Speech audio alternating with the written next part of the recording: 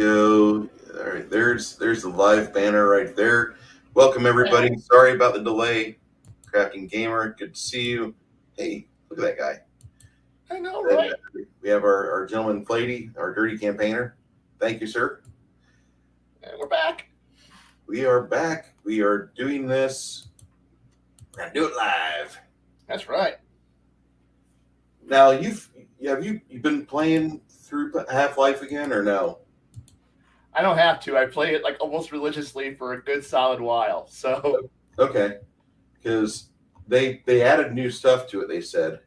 Oh dear God, I don't. Do I need to play a game I've played like? I'm pretty sure I could probably do it. I do it with my not blind, but I could probably do it. Okay. There's a reason why I love the jokes of just push this rock into the warp engine and hit it. I hit it with a crowbar. Nothing bad will happen. Oh shit. What was the last meme review you did? It had to be like last week, right? I have no idea. Yeah. Look, I just post them. That's I don't ever think I actually see them. How?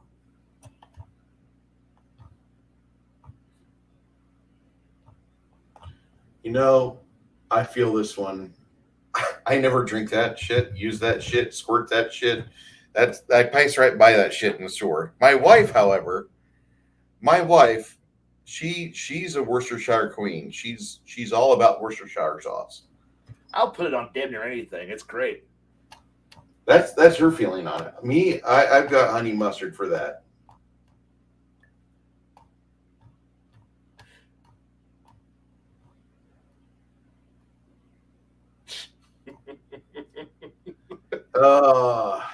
Hey, I serve too. Okay. God. Just fucking going to hell with some of these. Oh God, of course we are. Yep.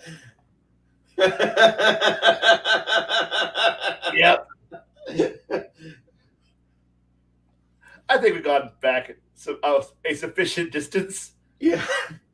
It's only over a week in the back. Start on Schrodinger's dilemma. There we go. Quality nerd stuff right there. Of course. Mind Goblin. When it enters the battlefield, you can ask a person outside the game if they know what the Mind Goblin is. What's Mind Goblin? You say Mind Goblin needs nuts, and if you do, destroy target artifact, land, or enchantment. If they don't respond with what Mind Goblin, you draw a card instead.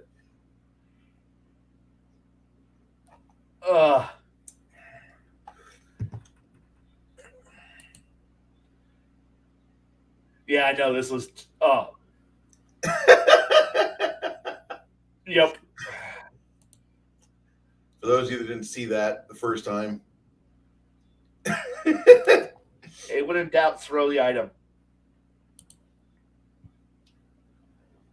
Listen, world, don't get too cocky out there. The real Americans are still here. And one day, we're going to wake up from our drunken stupor and realize we've got a fat, ugly Miss America and say, what the hell happened here? That's true. We've hit that point. It's happening. I'm scared because like we've hit this point now. Oh yeah. And on that day, we'll grab our guns and swig one more beer and kill and kill and kill until this is the great country it once was. USA! USA! Pretty much. USA! Yep. You know, the funny thing is that I like Bobcat Goldthwait doing that, but I miss the dog that Buck played. Oh, yeah.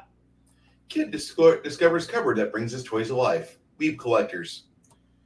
Warhammer 40K Tyranid Main. You know, it'll be fun. We already looked at this, but it's still funny. I want to get to know you. Okay, pick a category.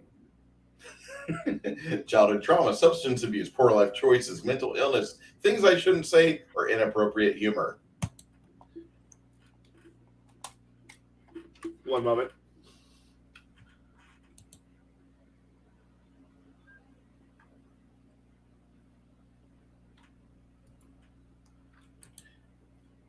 How's that sound, Baron? Is it better?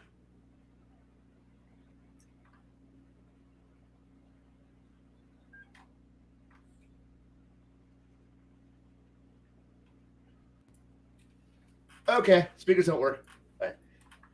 Headphones being dumb. Derp. Damn it. Okay.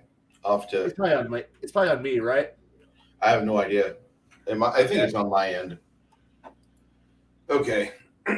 Me and bro when we see each other on the road.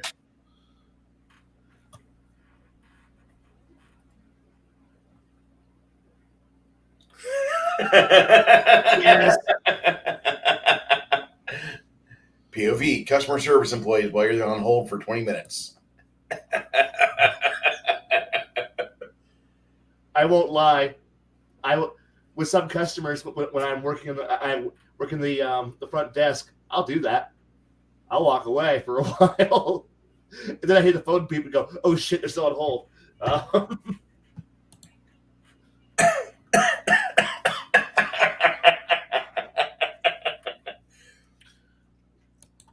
Yeah, you know what? There goes our YouTube. Oh, yeah. So why do you keep abducting and probing our people? You sent us unsolicited nudes, a mixtape, and directions to your home. Well, of course.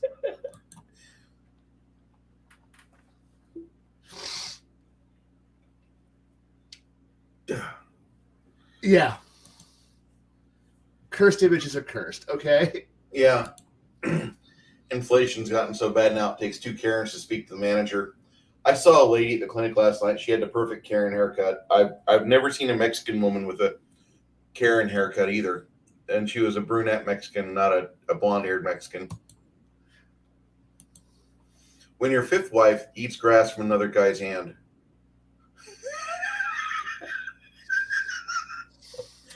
Yeah. Wait a minute. This isn't democracy. It's anal sex. They're the same picture. It is. Conan understands you cannot reason with leftists. You can't negotiate with those that seek to eradicate you. Yeah, pretty much. Nobody. Dependopotamus on Veterans Day. Hey, I serve too. That means you give me 2 plates, right? Yeah. Oh, yeah.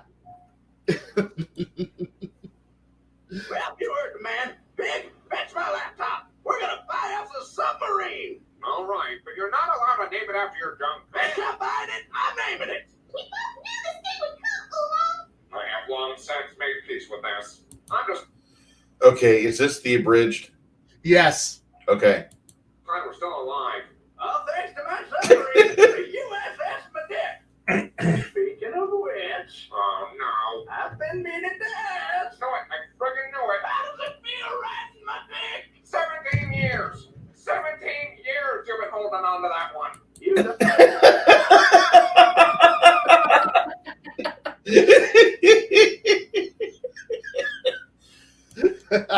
the patience I have. Didn't answer my question either. It's tied and damp.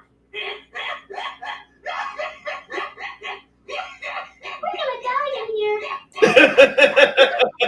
Sometimes you gotta know when to hold them and know when to fold them. Oh my God. Right now, it's folding time. Ben, grab my dick. Please tell me you mean the submarine.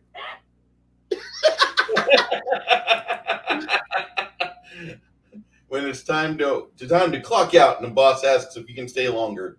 I'm already out the door, man. There's an after image of my fucking ass as my living bucket's gone. Did you ever see the video for Drone League Racing? Yes. Okay. Taking away their weapons at the end of the Middle Ages just made bunnies more proficient in hand-to-hand combat. They're evil. Yeah.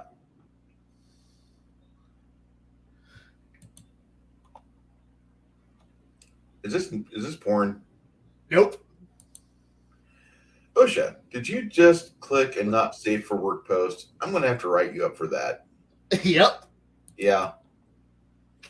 He is beauty. He is grace. He'll deal 9,999 damage to your face. Yep. Stay off the tracks. They're only for trains. If you can read this, you're not a train. I know. We're experiencing temporarily incoherent rage. Please, I need to save this for my. This is going in my dump, so I can make sure that this goes into my holding. When you need it, it'll be Yeah. there. It needs to be there. Guys, stop.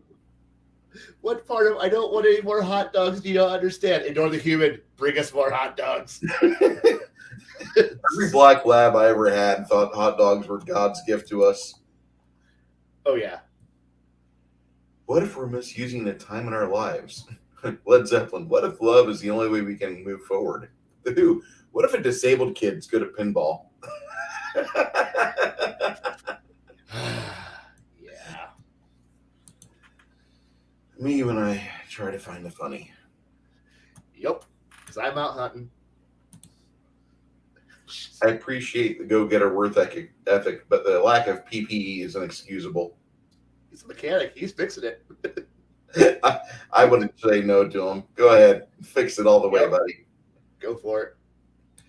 He's about to torrent his favorite media. Copyrighted property is nothing to him. Yep. Would Zone of Truth let you know that an invisible creature was within it? Until the spell ends, a creature that enters the Zone of Truth for the first time on a turn or starts the turn there must make a charisma saving throw. You know whether each creature succeeds or fails in its saving throw. I'd say yes. Wouldn't let you know exactly where they are, but definitely they were in it at the time, and I wouldn't say no to giving the spell more uses. All right. Who failed to save? Sound off. Yeah. You will touch the hearts of many, Panda Express. Yes. Oh my God, the thickness. Yes. Peanut butter, jelly, sandwich. See, ladies, That's what we want. Say hello to my new AR 20mm cannon from Smith & Wesson. It's the latest and the greatest. It does come with zip ties and the new firing pin right over there, which does crazy work. And we have nice optics on the red dot. And let's fire this thing. Safety off. I guess it was already off. Okay, ready? 1, Good trigger discipline. 2, 3. Fire in a hole. It's about what it's going to do. Yeah. Strong, independent woman aisle, cat food, cat toys, wine, meals for one. Well, you know how you're going to set your store up. So Yeah. POV, me joining nice after another Latina turns me down. Okay, I got it. The more the merrier. Alien hunting! Alien hunting! Patrick, don't let them know we're onto them. Please, it's my birthday. I understand that it may be your birthday, but I cannot assist you in making methamphetamine or other illegal substances. My purpose is to provide helpful and responsible information to users. If you have any other questions or need assistance with a legal and appropriate topic, I'd be more than happy to help. ChatGPT, you failed me. Thumbs down. Are there any sex offenders out there? Are there any sex offender here? It's weird. There's not even one, but usually there are two. Because statistically, with given a population of this size, there's usually 2 sex offenders. I think that the sex offender is angry at me right now for trying to expose them. If there's someone, you see they're not laughing or they're heckling me, then they're probably sex offenders. One time I was benching 200 pounds, right? Okay, we found a sex offender. Who says sure? That's funny. How's that a joke? Probably a Friday at 6 p.m. You know, a full week of work. You barely get home in time to relax before bang, shit's on fire. There's one day every year where we only leave past the anniversary of the day dinosaurs were all wiped out. Yep. Yeah, which is really sad. We got into an argument last night on Janet's channel because Ruben's on, and Ruben and I don't agree on a whole lot when it comes to spirituality. He wants to say that dinosaurs are millions of years old. I want to say they're thousands of years old. I mean, there's plenty of evidence and anecdotal evidence that the Indians were alive here in North America when they were here. Now, a lot of people think I'm full of shit or I don't know what the fuck I'm talking about. I just disagree with the fact that man is so fucking cool that he can actually invent a machine that can measure in billions of years. Sorry. Press X for doubt. X. I just don't think we're that cool. I don't. Yep. Happens. Thank you for the meme. This was good. When marketing goes wrong, absolute vodka slut. Oh, Yeah, actually goes right. She looks like she works it. Average IG. Ting, ting, ting. Look, I'm an Imperial Guard player. This is my dream setup if I had enough points and money to buy as much artillery. Yeah, that's Imperial Guard right there. Exactly. I spend 3 hours a day fighting hate.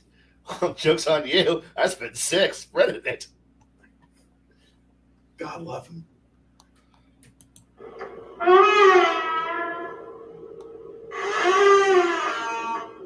WD-40. Uh-huh. Most British thing I've ever seen.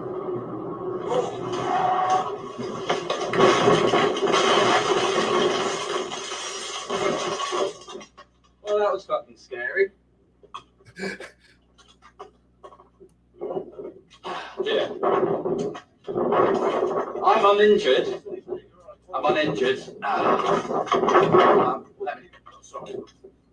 Okay, no anger. Let's just take this calmly.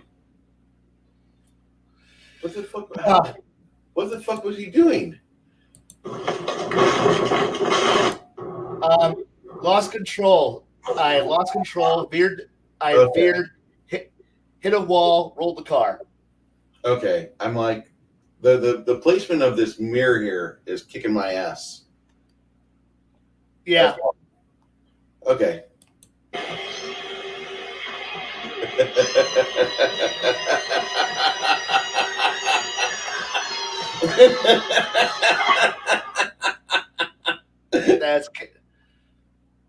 That's adorable.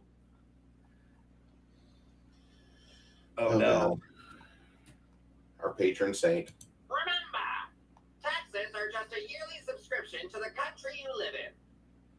Until we meet again. No. You order herbs on Amazon, and a couple days later, you hear the doorbell ring. My time has come.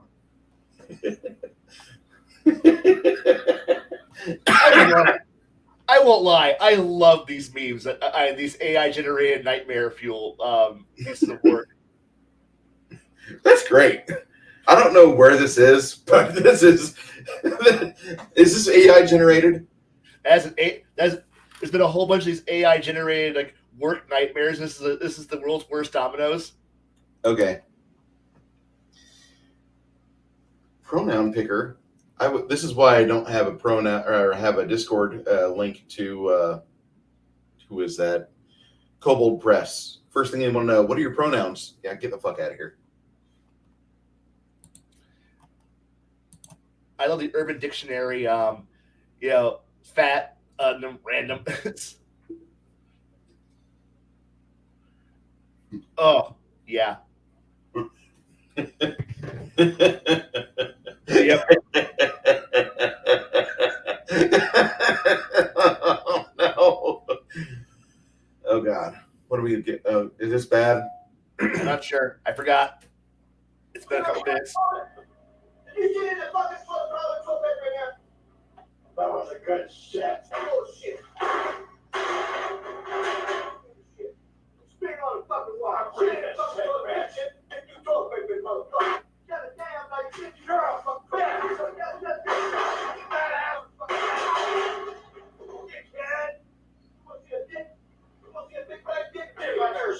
Shit like a horse. You got a horse ass on you. Shit like a fucking horse. My devil, you like horses.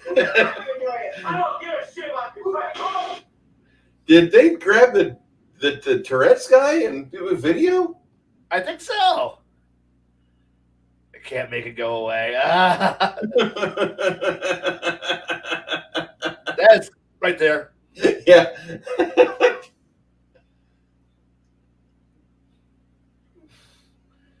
Poor guy. I sucked on Joe Biden's hairy balls once. They were kind of sweaty, but I sucked them anyways. Yeah, probably about 30 minutes, 40 minutes. Oh my God. Nope. Newsom assures the homeless they can resume pooping on sidewalks once his boss leaves. I mean, Winnie the Pooh is definitely, very much more important than the people who actually live there. Yeah, completely more important. Do you remember the Babylon Bee article about how San Franciscans are buying blow-up dolls of Winnie the Pooh and putting them everywhere? That way they keep the city clean. Yes, I They love like that. the city being clean. I don't know why we have a "how do you poop" meme. I don't want to know. And you thought stepping on them hurt. Oh, God. The dog ate your Viagra. Everything that's fucked senseless. God Everything.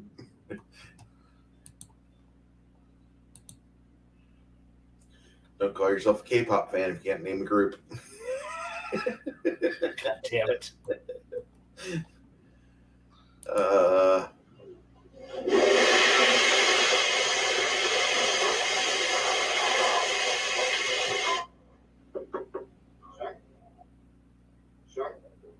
Sir?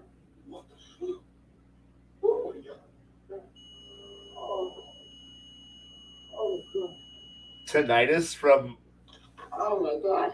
From a flushing toilet, Oh. press X for doubt. What kind of fucking toilet? Sir? Sir? Sir, if you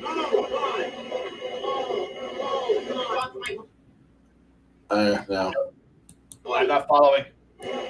neither am I. I feel sad for not following, but follow. Yeah. Oh, this is Tech memes. Hey, tech memes are good. We just had another friend delete and block me on Facebook. This guy's from France, and we're talking about sports history. He asked me, who won the first Tour de France? Apparently, the fifth Panzer Division. Not the correct answer.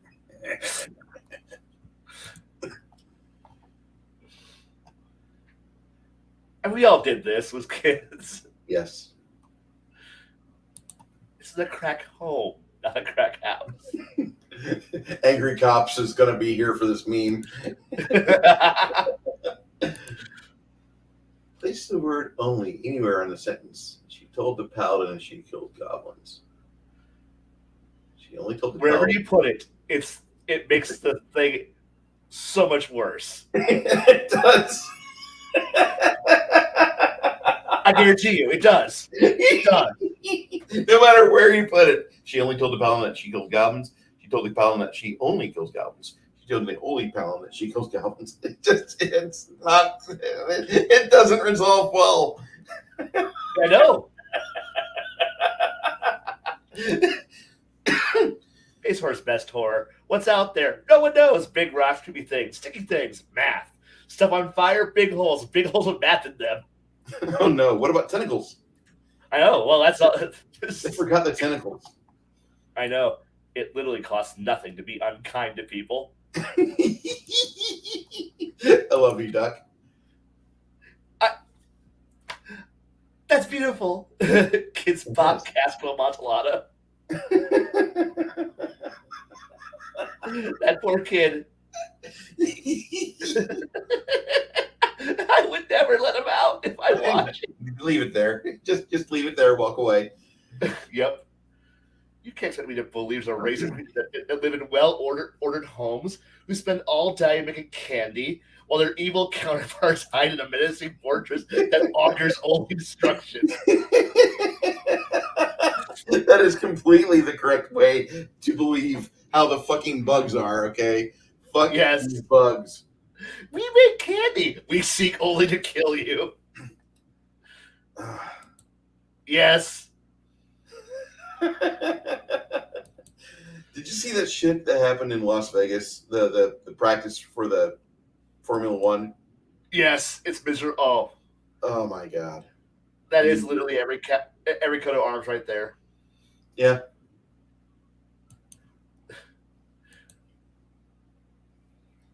Magnus did nothing wrong. I told him to do nothing, and he did nothing wrong. It's so true.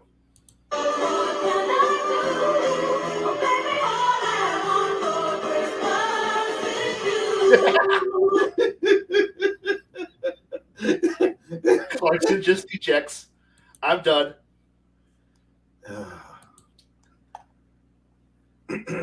Where would you rather hang out? The Fortress of Solitude or the Bat Cave? I like the Brunette better. So Yeah, Fortress of Solitude. I have the Apartment of Solitude. my husband had trouble falling asleep. You tried telling about your day?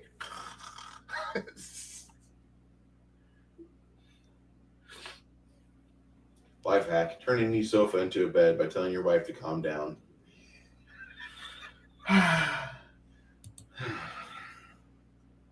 This is exactly how they're made. So you have a real dog? No, you don't. You have a pug now. You have a pug.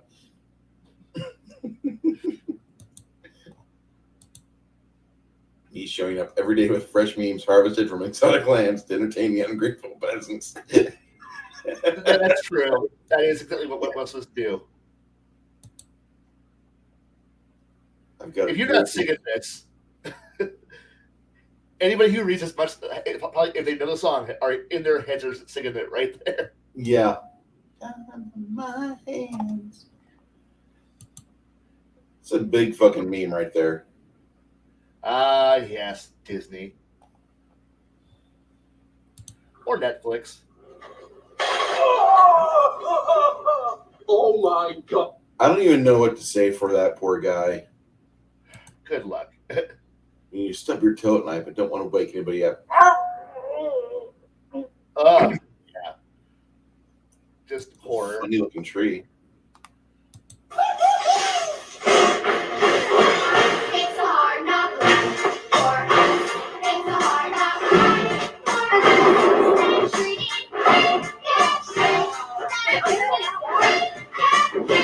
Wait, it had Shovel Girl. I love Shovel Girl. I know. I was there. I was there on the internet the day that this was uploaded, and I shared it where this is the greatest experience of the 20 teams I ever had. Space Dock Enterprise. Thank you for holding. I'm sorry, sir, but it looks like your warranty's expired. Are you shitting me? What are we supposed to do? I'm showing him you are eligible for a free upgrade. We just got the new Galaxy models in stock. I can get that with my current data plan? Yes, sir. It also comes with the latest version of Android. Yep. God. God, I hate that. I love it. Would you rather drive a Ford Unfocused or a Ford Escaped? Or maybe a Jeep Wrangled or a Dodge Challenge? 4 fucking cars.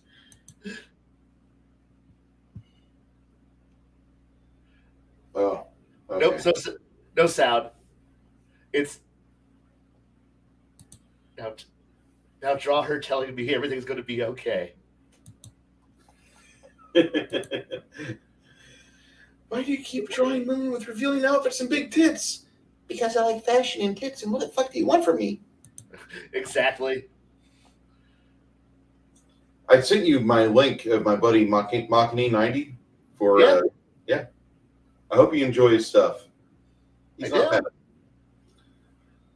One ticket to the Magic Negro movie, please. You mean the American Society of Magical Negroes, right, Mr. Chad? No, the Magic Negro movie. The American Society of Magical Negroes hits theaters on March 22nd, 2024. That's going to be a movie. Yep. John Henry Pointing. Okay. Green text.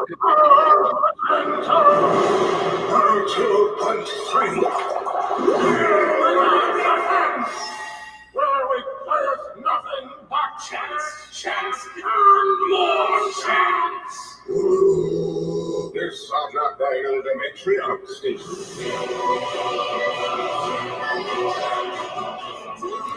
Is this real? I don't know, but I'd listen. I enjoy the fuck out of the shot.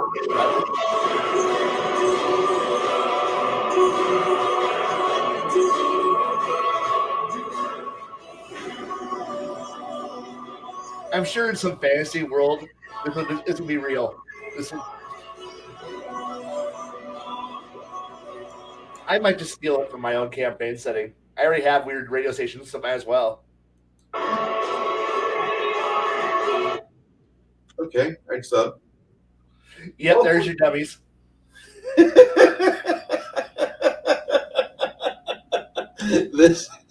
Thank you, Parrothead. Parrothead won the soap bar yesterday. Oh, nice. I had a 15th of November deadline. I wanted to give away soap, and I gave one to Flatey, gave one to Crafting, and I gave one to Parrothead. Nice. The roulette wheel thingy. Oh, God. Arrowhead Stadium Sunday as Taylor Swift is here before the kickoff, cheering on her man Travis Kelce. My God. I don't know if I can go all 4 minutes of this. Nope. I will watch it for you, I promise you.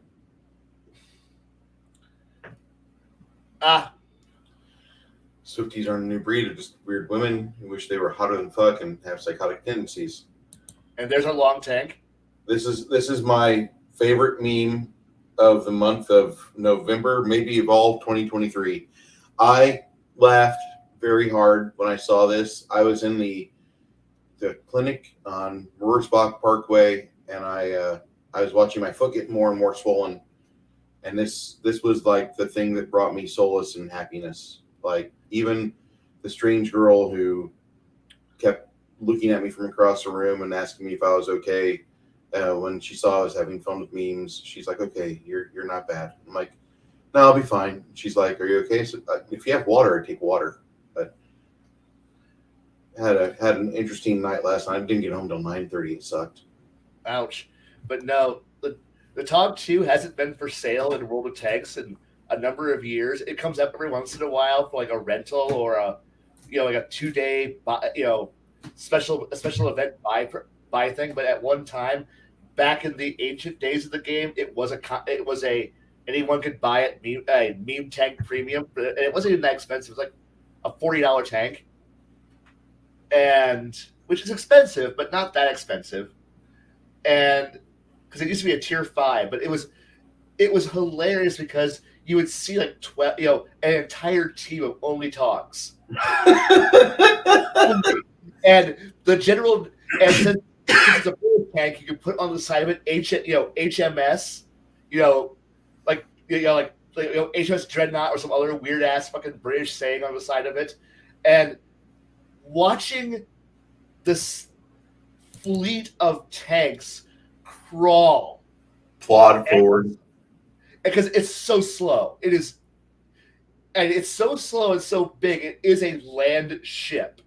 Like, there were World of Tanks players who were joking that this tank deserves to be in World of Warships when it was first launched, and it was like, and when World of Tanks removed it, they made a joke of, it's going back to the sea. It showed all like a celebrity rush of old Togs just crawling itself off to the ocean to go be with their boat brethren. But oh god, it's just the most dumbest things because they have the most hit points of their tier, and they're armed with a 17-pounder at tier 6, which you shouldn't have. That's a tier 7, tier 8 weapon, and it's just sitting here just plunking away and just rapid fire killing, and it takes so much damage to kill it. So, but don't worry, it's got the world's biggest, like there's no way you can not angle this fucker in any direction. And it's just like, what the fuck is this thing? It just rolls at you, and you're firing, doing your 180, your 100, 180, 75 point hits, and it's just soaking it because it's got mountains of hit points, and it just rolls. And it was most it's the saddest, most terrifying thing because everybody on the planet can pen this bitch except for the front if it angles just right. But anyone can outturn it, anyone can maneuver it, and it just sits there and soaks it while it just sits there and goes, "I'm not even trying," and then just rotates its gun at you and then turns you into street pace as you go flipping off into the distance, and then it rolls forward. And watching a whole team of these fuckers just come rolling slowly forward across the field, and like it's like the load screen happens, and you sit there and look at the game and go, "Oh no!" And depending on the map, you like, oh god, I forgot which map it is, but it's the really shitty map where it's like fields down to the southwest. There's a lake in the middle, and there's the hill, the Battle of the Hill on the side, and then watching a herd of Togs go rolling up the hill slowly, and you're sitting here going, "Oh god, we're gonna be here for like 8-9 minutes waiting for those tanks to get to the top of the hill," and then they crest it, and you're sitting here, the one or two ambushers just sitting there waiting, and then you see the turrets, all of them, come rolling over the hill at you, and you're like, "Oh fuck," because it's so slow. It has no bloom it has none of the accuracy bloom problem because it's so fucking slow. So it zooms in super fast like a laser beam on you, and you're just sitting here going, "I'm going to die now," as 6 of the 12 tanks open fire at you at once, evaporate you, you die, and now they get to look downhill at everyone as the rest of the team goes, "Oh no," as this herd of fat piece of shit tanks comes rolling down the hill at you at their amazingly slow top speed, but you can't stop it because it's a horde of, they're bigger than you, fatter than you, stronger than you. It's real, and that's what's the sad part. It's real. And it is a fucking barge. Oh god, it's a barge. I love the tank too. It's so dumb. That War Thunder had to put the meme tank in the game too. But it won't be as much fun to drive in War Thunder because War Thunder you can just auto die from any hit, and that thing will just get fucking penned by everything because that game's got the world's worst game balance engine humanly possible. But I love it. Oh.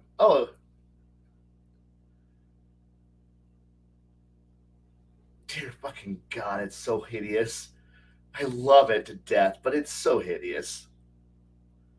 It's just a giant World War I tank with a fucking 17-pounder thrown on top of it. Dear fucking god.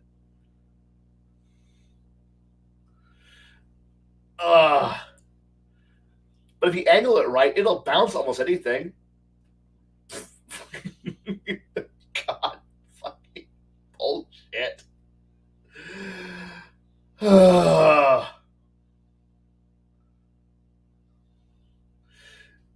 well, it's one of my favorite ancient meme tanks. It dates back to when KV was still a tank. Oh no, what's this?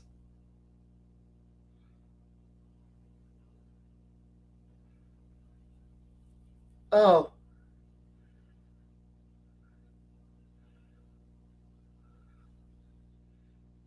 And I can start panicking. I don't have a planikin. God damn it.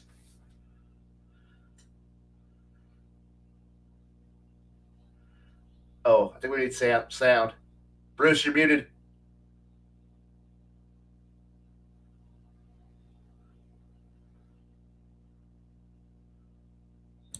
Don't know why I was muted. I don't know either, but you were. My apologies.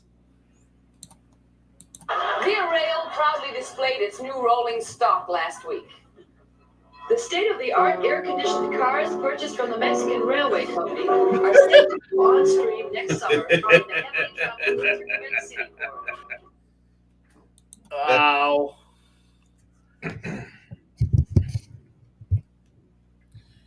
Me, AJ, Yep. not giving up the group chat transcript to the FBI. Everybody's dead, Mr. Sheriff. It's over. They're all gone. Russell, Angelo, Salerno, Troll, Dorfman, and Sally Bugs, they're gone. I appreciate this, Bruce. Yep. Your chances of getting killed by a cow are low, but they're never zero. They're watching. They're waiting. One day the cowpocalypse will happen. Girlfriend calls you babe. Old black woman calls you honey. Aussie calls you mate. Englishman calls you bruv. Blue hair barista calls you toxic. I am now ruler of the world. I know, right? Yes. We'll agree. Yeah. Yeah. Yeah. Oh no.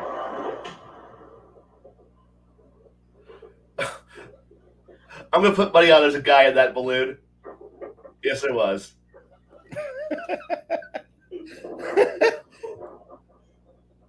And he sounds like a tree. Fuck. Oh shit. I know.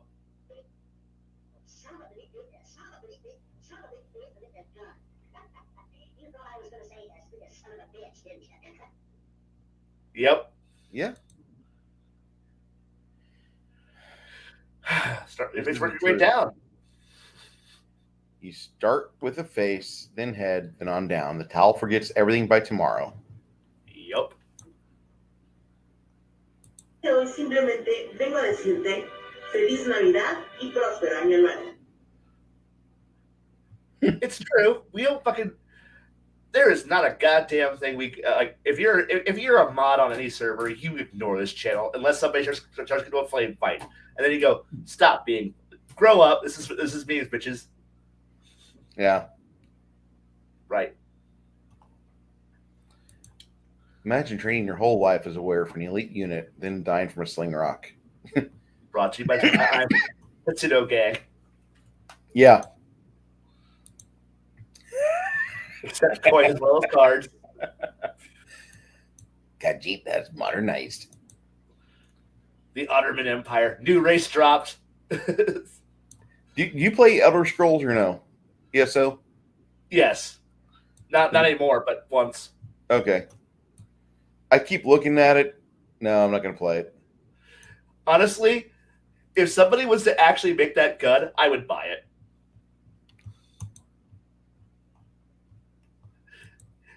That one there? Give me a lever action with a P90's magazine. Yes, I would fucking do it all day long. Every day.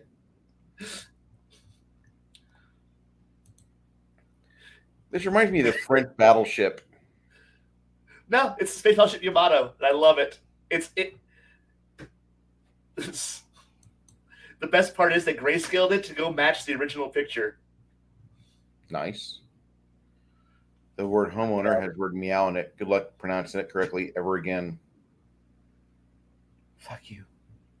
Homeowner. Oh, God. Fuck you.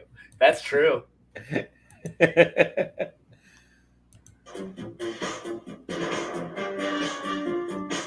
Oh, God.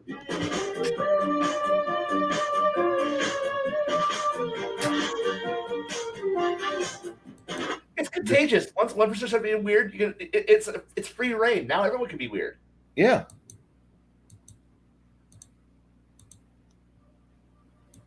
But everybody's normal until somebody else walks in. And then the weird starts again.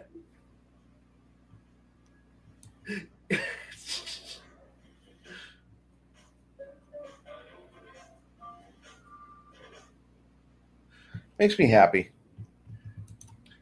But I had to post the original picture so that way you got to see where the parody came from. It's a beautiful ship. I mean, I'm not going to slam it for being, part of the Japanese Navy, which we turned it into a coral reef later. But I mean, it is a pretty ship. I like how that's the picture that for the longest time, for years, was like one of like 3 pictures of the ship that ever existed. And like every naval historian will know that shot, that picture of it doing his time trials.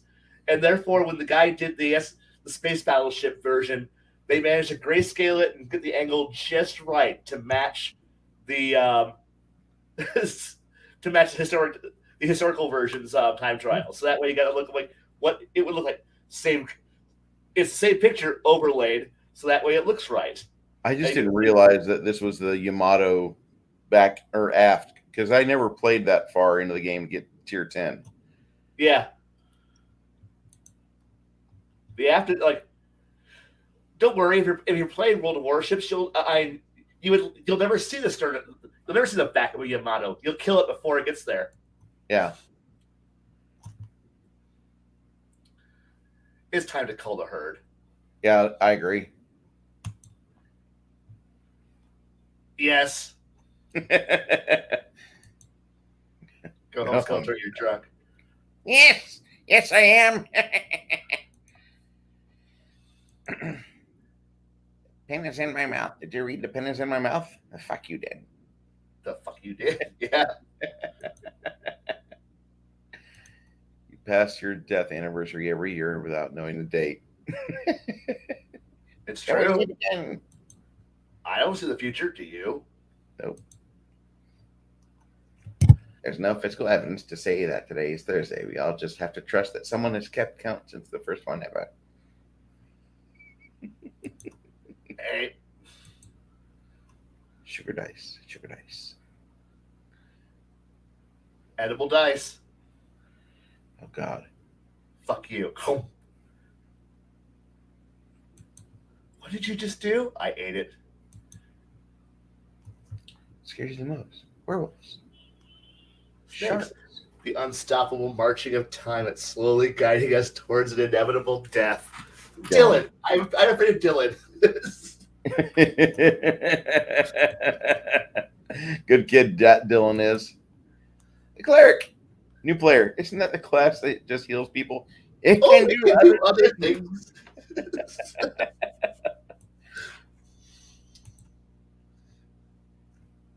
Yes. Ding, ding, ding, ding. Do you sell magic weapons? Please stop. No. No. What the hell silver coins you have then? Do you know the town's under attack by werewolves? I'm aware. Got any socks? Yep.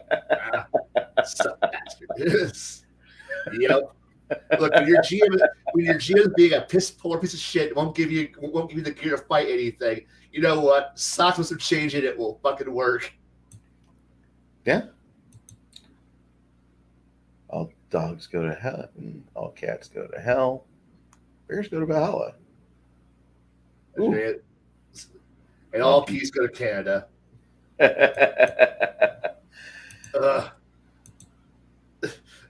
I hate this picture on so many levels.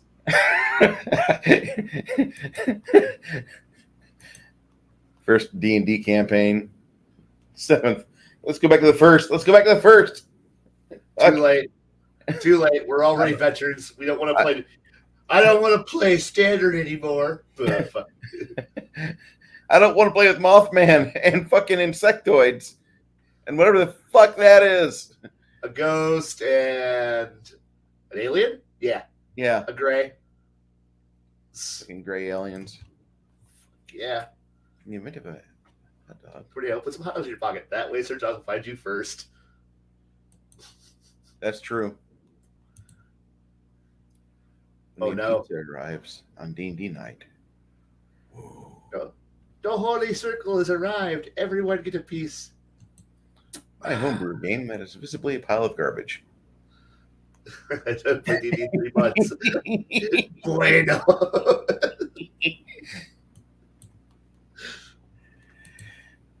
D&D players, read. You don't have to have a fully formed backstory at level 1. D&D players. Bullshit. Read a book, motherfucker. Oh, God. So what? All right, it's good opening at least. Sturgidus.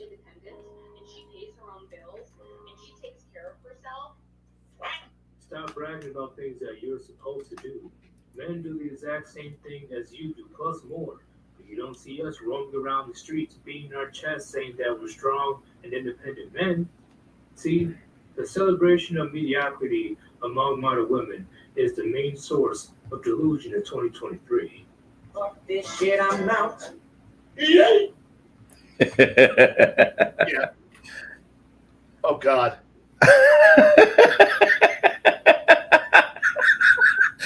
Thank you, Elmo. Oh, God. We're finally caught up. Yeah.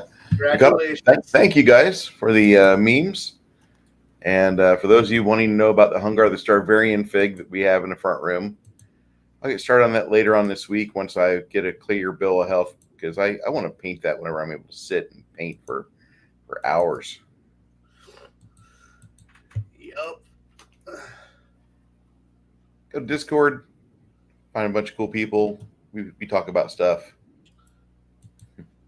Occasionally we do, but yeah. Okay, so apparently we got muted by YouTube. They're like trying to tell us, don't do that, don't do it.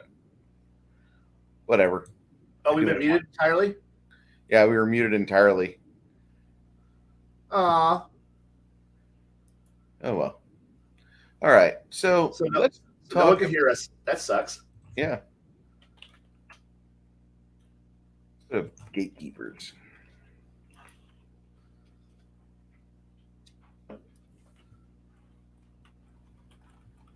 Damn it. All right. Ah, okay.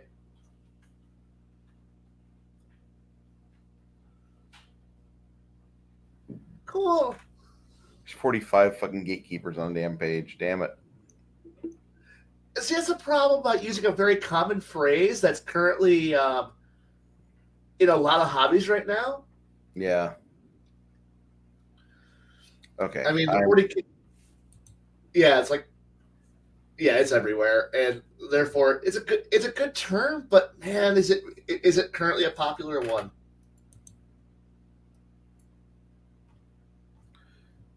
Mark Hockman's been putting up some quality videos lately. He asks questions and he answers them, which I find to be pretty interesting. Mm-hmm. Does he always have the right answer? No. But are they fun? Yes. Yes.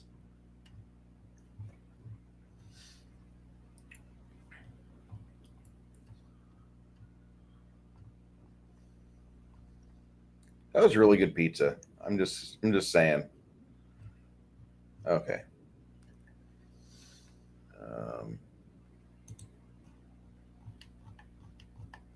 Damn it. Good luck. Tape rippers, no. That's not our project.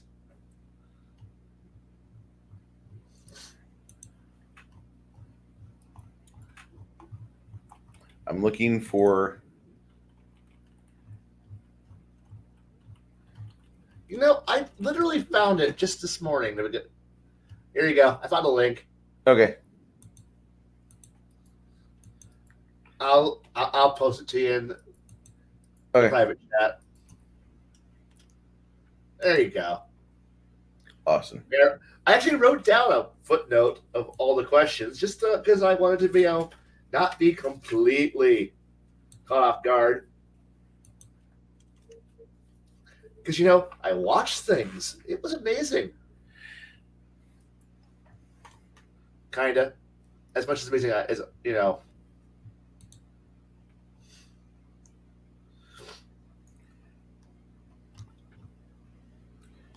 Mm-hmm. Pretty impressive. I know it's organized. I like the barely controlled chaos that we exist in. I'm sorry a little bit, but if I'm not. we got 6 players or 6 people on there, and so if we start talking, if I start writing everything down, like we'll get through 2 questions like we did this last Thursday. The thing was we worked really hard on those. Like, well, I wouldn't say we worked hard on it, but we were talking about it. You know, like we actually were interested and care about it. Mm-hmm. I went and drew a fucking picture. I saw that. And wrote a crap load of shit down. Just so that way I could make... Because I was like, oh, I want to figure out and visualize how this fucking thing works. And then I realized, oh dear God, no, it needs to be linked everywhere. And I'm still going, I can't visualize this very well without having to, like, almost have to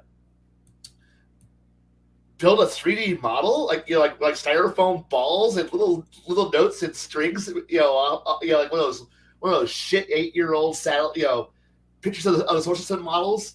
But then it'd be like rings and crystal spheres and shit, and I'm like, this is getting confusing. So, and I ran into the problem of lines going through other lines, and like I don't have enough room for all of this, and I realized I still didn't even catch all the weird extra planar shit that exists beyond all of that, just so I could fit in how how fairies work in our Fey realms.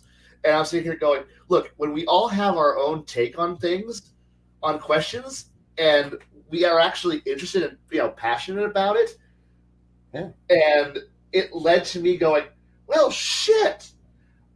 I mean, I wish I don't want to say it's ready for prime time, but I mean that picture I shared in our private chat that I drew literally this morning because I couldn't sleep, and went, yeah, it's actually a thing to actually make the world make sense a little bit.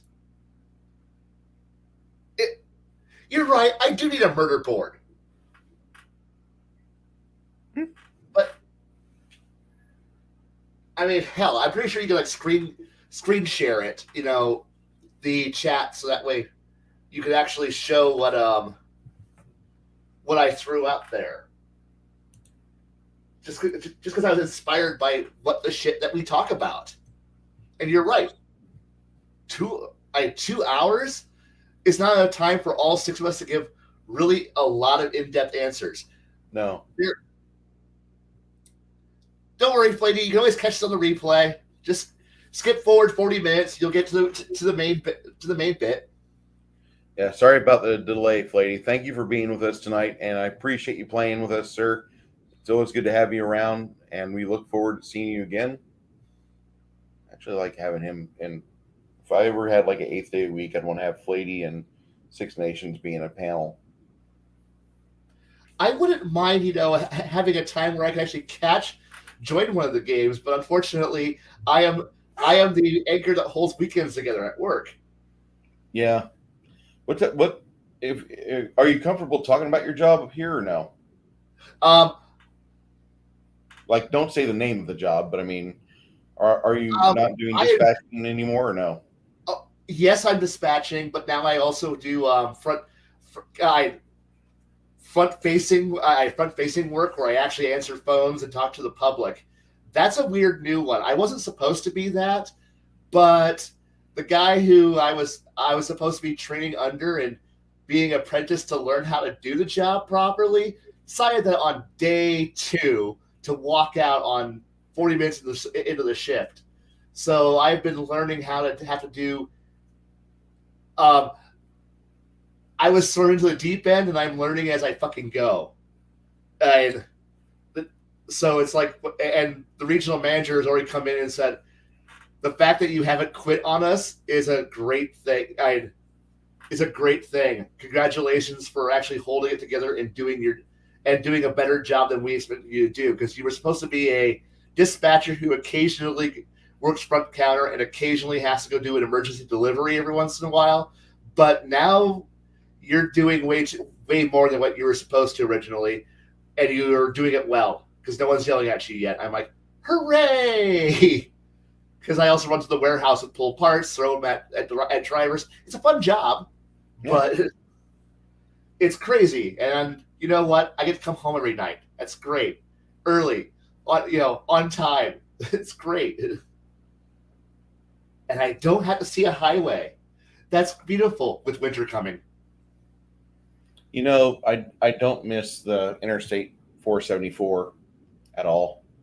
I used to like it a lot, and then one day I was driving and I watched somebody lose control because they hit ice, and I kind of scooted a little bit because of ice, but I didn't lose control like they did because I was driving slower.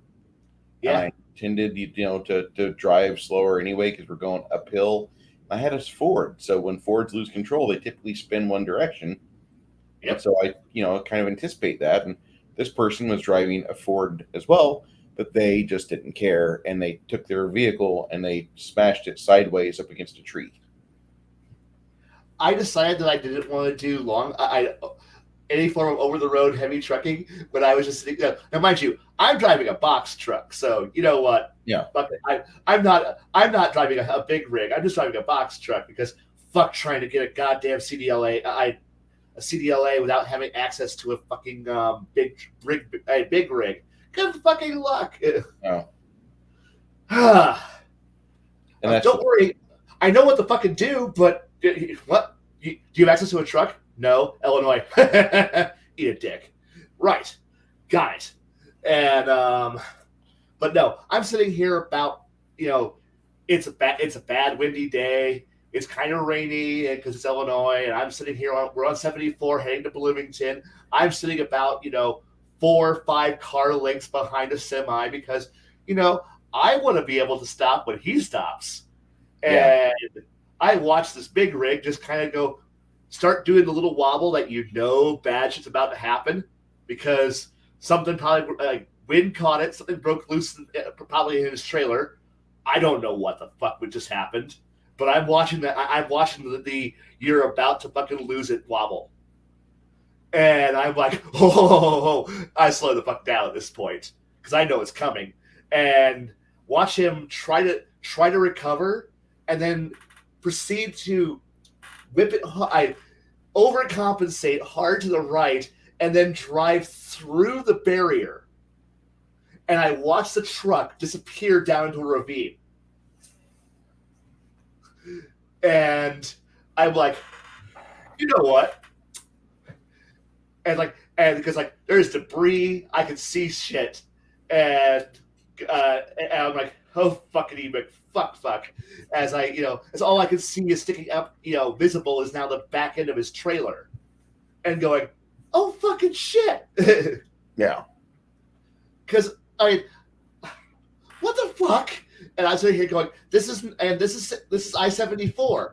This happens all the fucking time. Yep. And this is the point where I realized, you know what? Dispatch sounds good. Sitting here and telling other people how to drive, where to go, when to, fuck, perfect. This is my new calling. I don't. Yeah. I don't want a bad gust of wind to end up being a serious injury and a massive accident that backs up traffic for the next fucking 2 to 3 hours because of a bad wind gust. Nope. Been there. Been there. Been going up to Benoit and felt that shit before, and saw other people crashed. Saw them. They fucking closed the damn highway on me. I'd drive fucking country roads with 8 inches of snow, and I crawled up into Milwaukee. But damn it, I mean, when I say I crawled up there, I was doing less than 15 mile per hour. Yep. And I shouldn't have even been on the road, but you're either going to do it or you're not. And I felt like I could handle it at 15 mile per hour. If it wouldn't have been so bad, I would have been going faster, but it was bad. I got up there, my boss was happy. I had one of those where I was just like, snow was bad. It was one of those things where I was hearing that it's like they were north-south was still open, but east-west was. They were closing all the roads that were on the. They were crossing this fucking road. 116. They were closing every road that was crossing 116 on the east-west line. And I'm sitting here on 116 as they're closing the road, and I'm sitting here going, I want to go home. I want to get home. I want to get home. And I'm passing. I'm literally like, I'm in the middle of the road. There is no. I am no middle. I can't see the ditches. I can't see the road anymore. But I can tell by headlights where the flat area is, and I'm watching. State cop troopers are sitting here just waving my ass through because they're closing the road behind me, and I'm hearing it like, no, we're closing the roads. Bam, bam, bam. And there's like one guy behind me. He's like hugging my ass, like he's making it, I'm making it. I'm like, I don't know if I'm gonna make it, man. I don't. Until I hit Metamora. And then it was finally 2 lanes. Sorry, 4 lanes. Fuck yeah. Go home. Get home as fast as I can. Because every country road I rode, from Roanoke to Metamora was being closed. And I didn't want to sit on the side of the road wait for a snowplow to arrive. Fucking, what was it? 2006. I'm up in Chicago in December, and WLS doesn't have a change of guard now because everybody's got they've got blankets coming out of the closets and sleeping bags.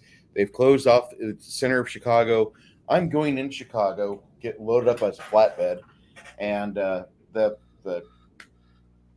freaking, what was that? Pilot up north of Lombard starts to get snow, and so it continues to snow all night. And when I mean continues to snow, I mean, oh yeah, it did not stop at all. And I mean, it just kept fucking coming snow. Like, you're watching it and it's like, okay, well, I think there's like a sheet of snow that goes all the way down, and it just, your hood ends, but the snow is level with it the rest of the way. And I had a lot of snow out there, and I was kind of worried, and I had a good reason to be, because now they're closing down all the roads and everything's shut down. They call it the storm of the century. This is the storm of the century. No, this one, the one we are at right now, not the one that happened 6 hours ago, just west of here. Nope, this one coming off the lake was bad, and so for about a day and a half, I sat at a truck stop and had enough fuel to sit there and just chill, enjoy the warm air coming out of the heater. It was 29 degrees. So I was able to keep my mirrors frozen. Yeah. It wasn't quite that cool yet, but it was like cool enough to where we were getting flakes that were the size of like that. Pancakes. Yeah. They're this thick, they're this heavy. And it's like, I'm just getting fucked here. That's all this is. I'm just getting fucked out of my time.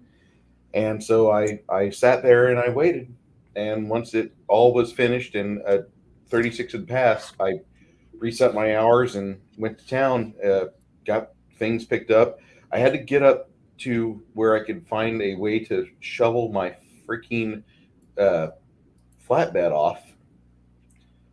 And it's kind of scary whenever there's so much snow you don't know where your flatbed ends. I know. I mean, I didn't fall that far. I was only like 170 at the time, but still, I fell off twice. Once because of ice. And then once I finally got rolling, went over, picked up salt in Schaumburg, and then I headed over to Bettendorf. Yeah. Bettendorf or somewhere right around the quad. And then I came back and they were shutting down everything. So they just said, come on back to Springfield. So I went back to Springfield, and then they said, hey, you don't have a job anymore because we're moving. What? We're moving to Missouri. I just came out of Missouri. You want to go back to Missouri? Not really. No, I didn't really want to. I wanted to move to Peoria because Peoria still believed in capitalism. They still have a caterpillar, right? Yes, we still have a caterpillar. Okay, I'm coming. Hurry up, young man. I got there and then they closed Caterpillar. Barack Obama closed it. There's a video going on. We're kind of sharing this. I don't know. Is it still sharing or no? It's still playing in the background. Okay. They had some neat questions here. They were? How powerful is too powerful? Is there anything like that in your game? That's a hard question. I love that question actually, but let's be honest. Where the fuck? I literally just shared that thing. Why did I close the link? So that way I can't read along with. Woo! Because I'm smart. But no, I really don't have an answer to how powerful is too powerful, because if the story is good and the players are good, power levels don't really become a problem. And because especially if you got players who are more engaged with the thematics, with the story, with the plot line, you can actually have a lot more fun with it.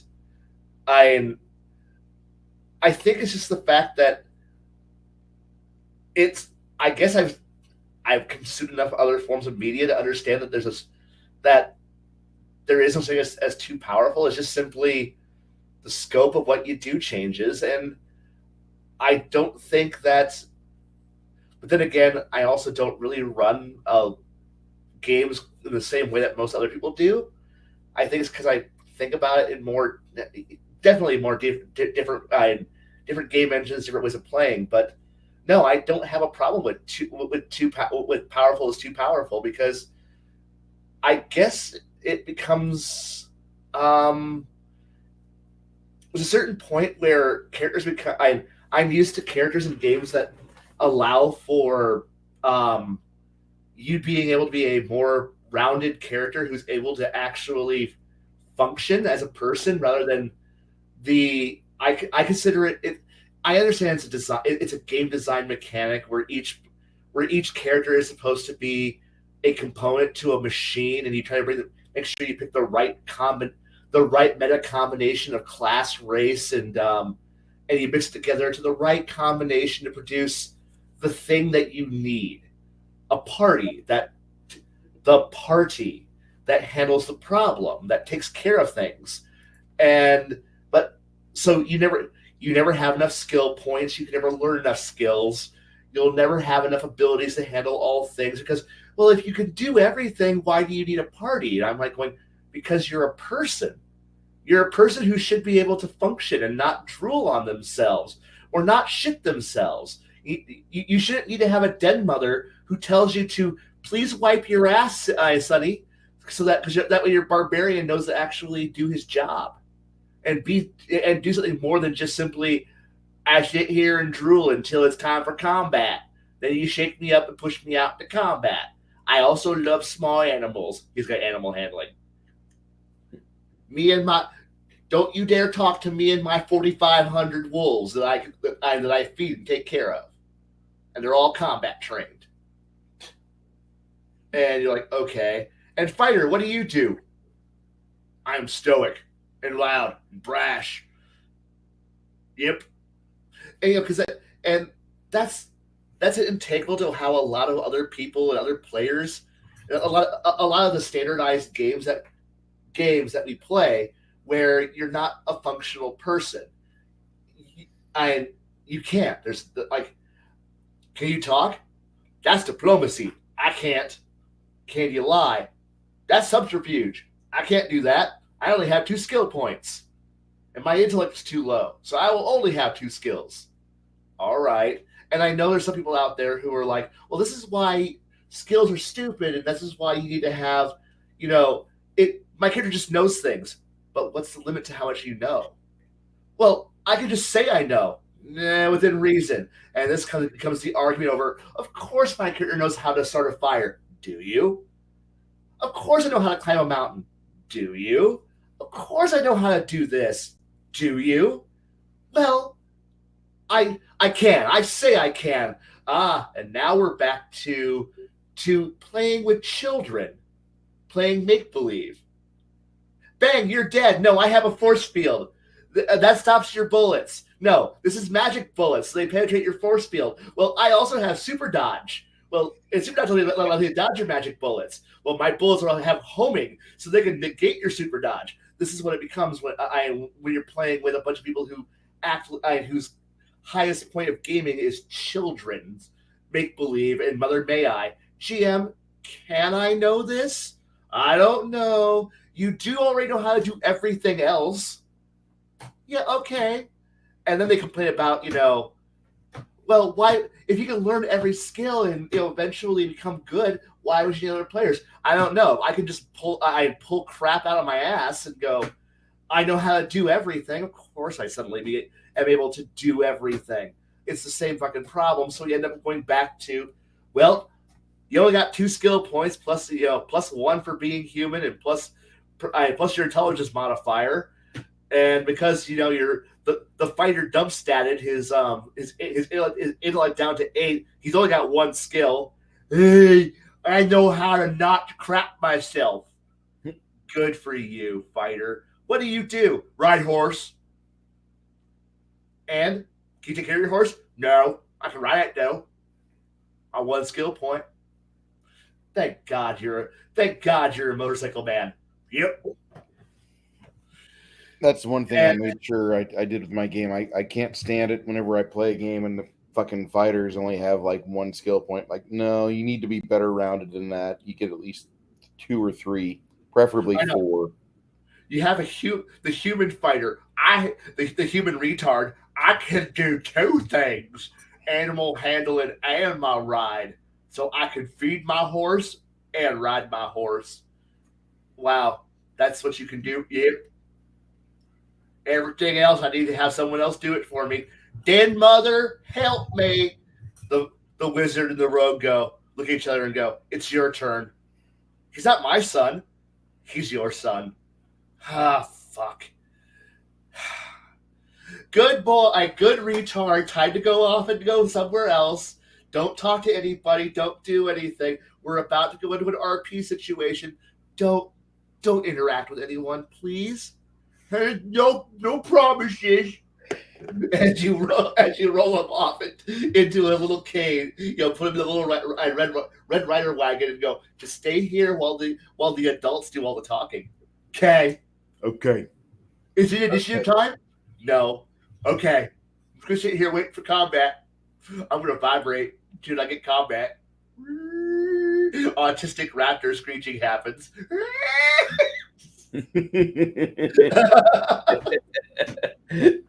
That's what it fucking is, though.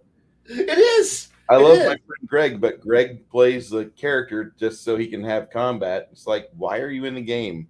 Because I like combat. I like combat too, but not that much. Have you played Path of Evil or Path of Exile? I hate that game. Why? It's everything you want. No, it makes me reconfigure myself every 3 months. I know. Balance. It's it's time to respect new expansion pack hit. But I mean, and that's the thing. So therefore, my book, I really don't have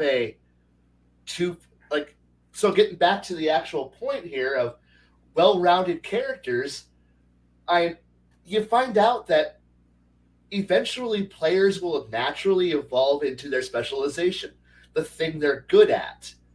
If you detach players from having to do this whole level thing, where they're it's like they suddenly are able to cater to the thing that they can do, and they naturally fill in the holes or be a support element. They find they don't need to have a preordained DPS, tank, healer, spellcaster, utility combination. You naturally see that evolve through gameplay.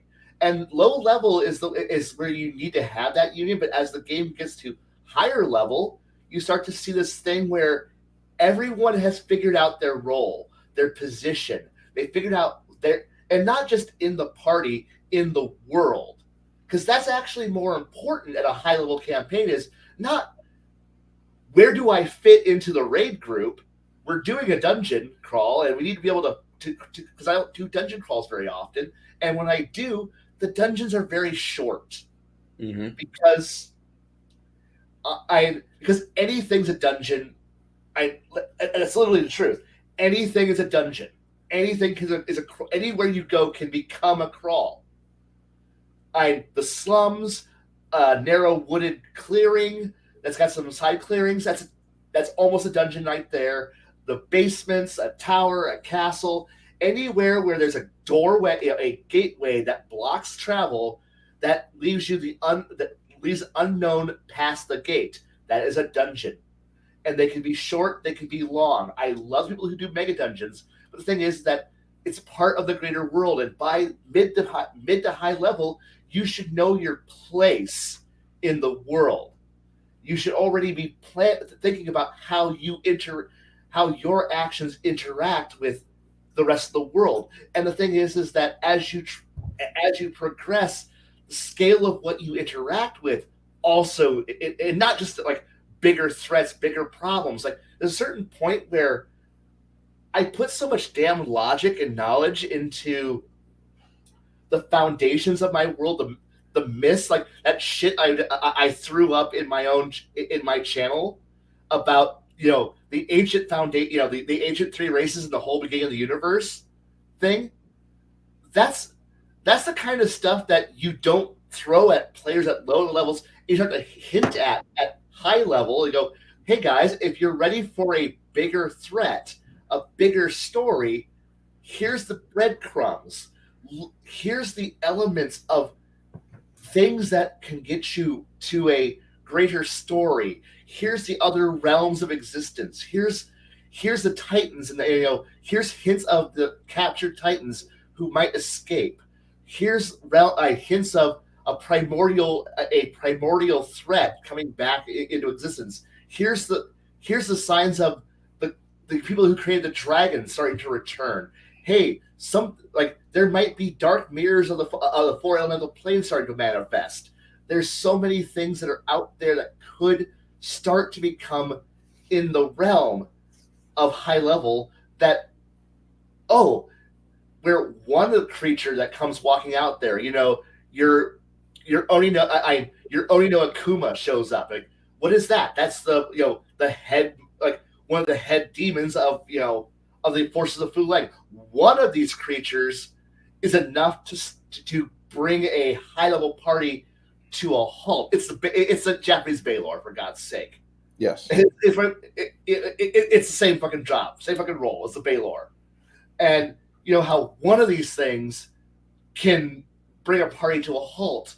But now you gotta go, but there's more of them. There's an entire realm of these creatures out there. You're just fighting one that decided to escape and running around.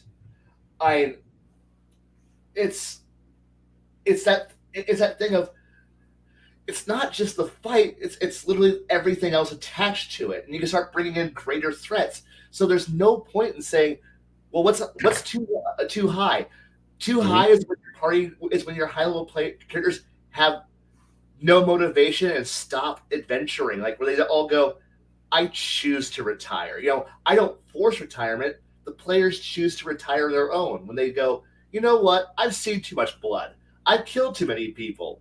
I'm just going to go lay low for a while and go have the life I never got. And then they retire, start a school, do things. And then I can just go and move. I'd move on to, I can move to another generation and not even time jump, just like, here's a small time jump, 5-10 years, new adventurers who are now coming up in the shadow of the old ones. And when the new players find a trigger event or a bit of information that suddenly reactivates the old high level characters, we can go back to the high level characters and go, hey guys, I know you guys were enjoying your low level characters, but you might have reawoken your old characters that go, oh hey, this might be a big enough threat to warrant them coming out of retirement. Do you want to solve the problem with the new party, or do you want to solve the problem with the old party? and let the players choose if they want to handle it. And most of the time, the party wants to do it with the new party. But then I go to the players who actually said you guys want to become part of the, reactivate your characters and become part of the plot line. Here's what's going on in your, I'll start pushing, side quests and side stories their direction and go, here's the things for your high-level characters to deal with. Well, can we interact with the old party? You don't even know they exist. Oh, we don't? No, I'm sorry.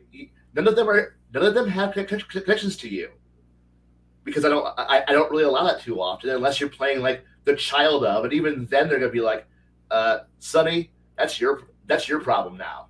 You handle it. I got my own issues to deal with. And well, what issues are you dealing with? Things that are not your problem, okay? You got your own problems, I've got mine. And I don't mind working that high level that off. I don't know. Is that a good answer for question 1? Because I think I answered a whole lot of questions at one time. I'm sorry. Pretty impressive, display there. Yeah. Sorry, I've thought about it. So. I saw in that chat that you're making a whole bunch of discussion. Yeah. Well, when I finally managed to drop into it, because I got there late. Well, yeah. Shortly after it started. I don't really deal with a sense of fairness. No, and fairness that was question 3. We skipped over legitimate ways for you to handle or challenge a powerful character, without forceful retirement, and that's literally by upping the scope of the game. Yeah, it has to be increased and widened. You have to broaden the game quite a bit. Yeah, it has to move away from just simply, here's your individual problem. It goes from being a tactical move, tactical checkers or tactical chess, to a much more bigger game. Like, Go. One of my favorite games to play.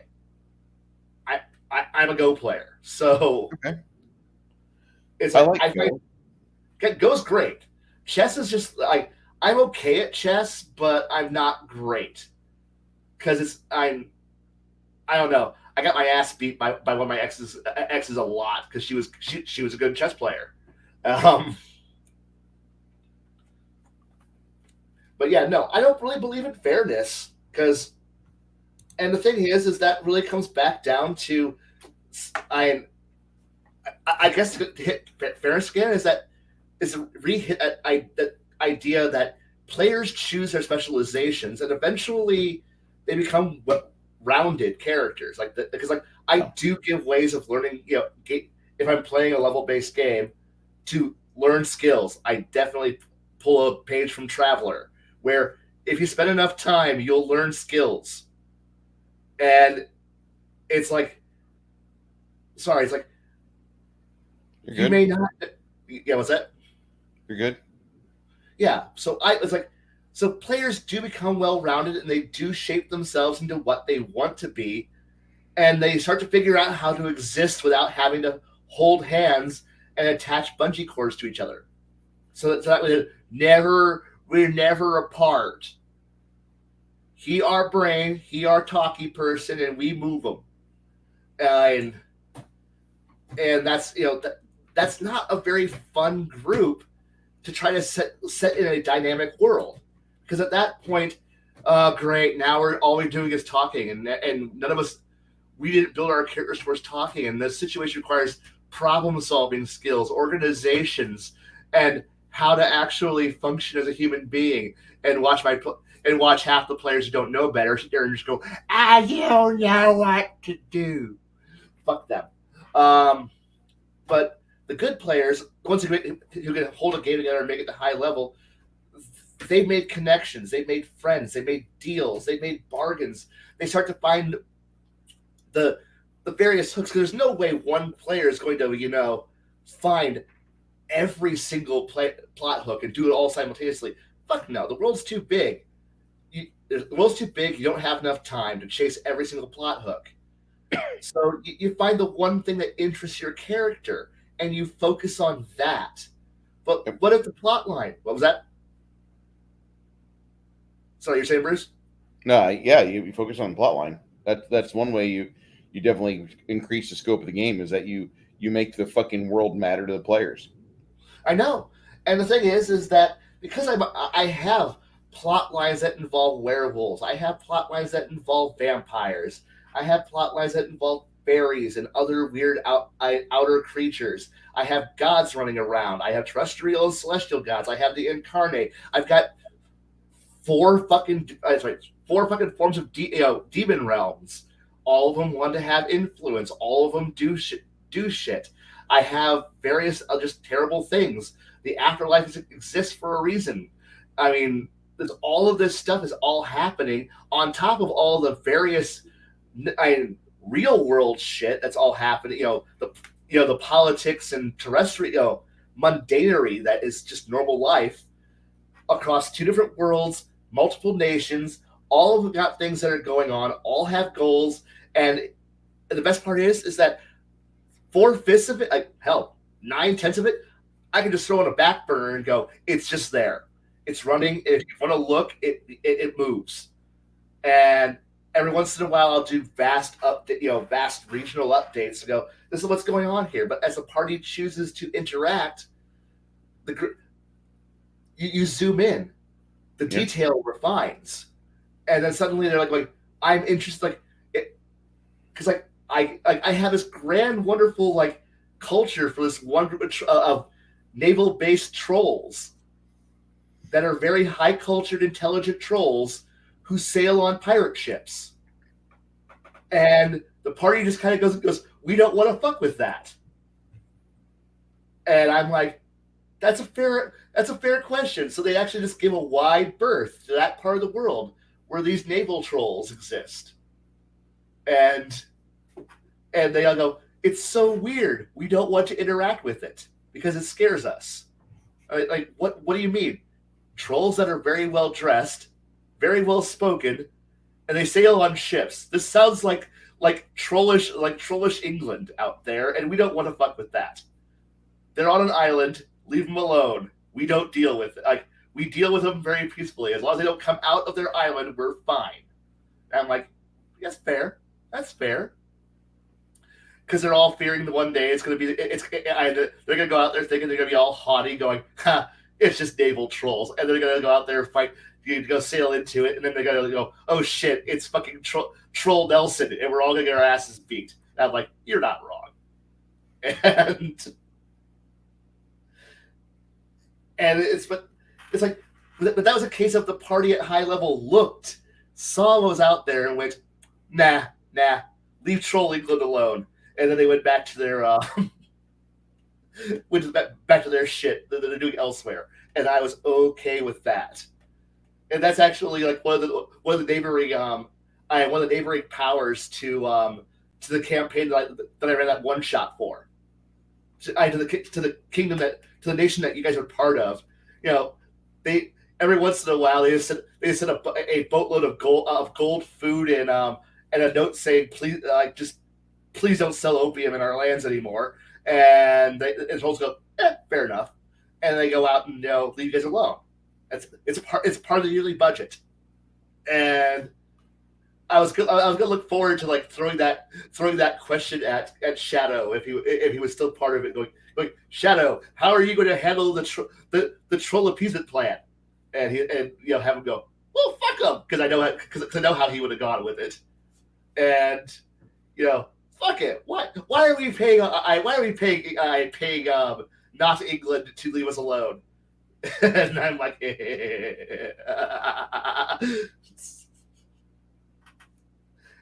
because you're very on every other front, and it's just cheaper to pay off I'd pay off the trolls and fight a war against them. You'd probably win, but it's cheaper. It's a lot of work. What was You're that? Good. You're good. That's a lot of work. That's a lot of work you put into it. Yeah, and the thing is, I have these ideas all over the place. So as you get to high level, you're going to look for different details, and for those mystical characters, I've got mystical realms aplenty. For the people, for the mortal realm players, I've got things for them. I got things for characters who want to go. I want to go dimension hopping, and then go poke their head out into the other realms and go find out why nobody dimension hops, and go. I don't want to go. I don't want to go out there, like when you poke your head in between, in between dimensions, and they get Yankee or something. You're going, turn around now. Like, are you going to kill us? No, we're just warning you. Don't come out here. But why? You're the Gith Yankee. You live out here. This is where you do all your stupid shit at. And they're like, no. We're just a patrol ship out here to tell people who leave your world to turn the fuck around and go back. Because it's safer there. Oh. Okay. And but go ahead. If you want to go out into the far realms and go find an astral leviathan out there, because I do fucking love those things and I do use them. God, if you can remember what an astral leviathan is, those are fucking beautiful monsters. You said beautiful monsters. But that's for the people who decide that going out into the realms of into the quasiverse, into the realms of chaos is a smart idea. It's not a smart idea. It wasn't good for 40K. It's not good for you. Yeah, there is no Astronomicon. There is no light. There is no light to navigate from. You're going to die out here. And why? Because chaos the 4 chaos gods. No, this is worse. Worse than the warp. Yes. Just go back. Turn around, go home. That's crazy.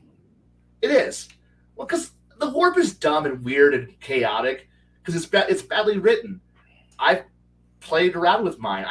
I know what tears are lurking out in my warp. My players don't go out there because they're like, you know what? It's safer here. There's enough to do here. We don't need to go out to the end game realm. And I'm like, because that's what it is. That's the end game realm. If you really think that the world is too small for you, there's another place for you. And I've had one player go out there, and then he just went, yep, I'm okay. I'm okay living on the moon and looking out into it. And he has an observatory on the dark side of the moon and looks out to the warp and goes, that's a cool place. I don't want to live there. That's okay. I like that. Anyway, question 3. Question 3, can I bypass? Can I answer? We're now on to 4, aren't we? I think this is 4. No. Fairness is 3. Yep. Meaningful choices is literally your players make meaning. Because honestly, meaningful choice mostly comes down to, does your players actually, if they're engaged, they're making meaningful choices. Yeah. If they're in the world, they're part of it. Their choice, they've made themselves meaningful. If they choose to not be part of it, I can throw as many hooks as possible at them, but they got to bite. And I can machine gun hooks at you all day long. But if you don't want to bite, I'm going to ignore you. I don't want to, but I'm going to because my time is finite. Yes. I don't have all day to run a game. I don't have all day to prepare a game. I got to run a game when I get a chance to open that door. Exactly. That's it. And the thing is that because I make use of instant messenger programs, and I like to have contacts with all of my players outside the table, that I can get in touch with you, and I will leave you messages saying, "Hey, what are your goals? What are your interests? What are the things that you're focusing that you want to focus on? I want to work with you away from the table, so that way, when it comes time to put you at the table." For those 4 to 6 hours those 4 to 5 hours that I got to play with everybody at the table, that I can make an interesting adventure for all the people who are going to be there and get that adventure done in 5 hours. And that's the thing, I got my adventures have to be almost self-contained, because trying to drag out a fight for 4 sessions, that's trying to keep everyone's attention and thoughts focused on one battle for a month. That is impossible because we all have lives. We're all busy. So you gotta try to how much can you condense a fight, make an interesting encounter that can be done in 4 hours, so that way we can all go home. That way we can wrap the session and go home.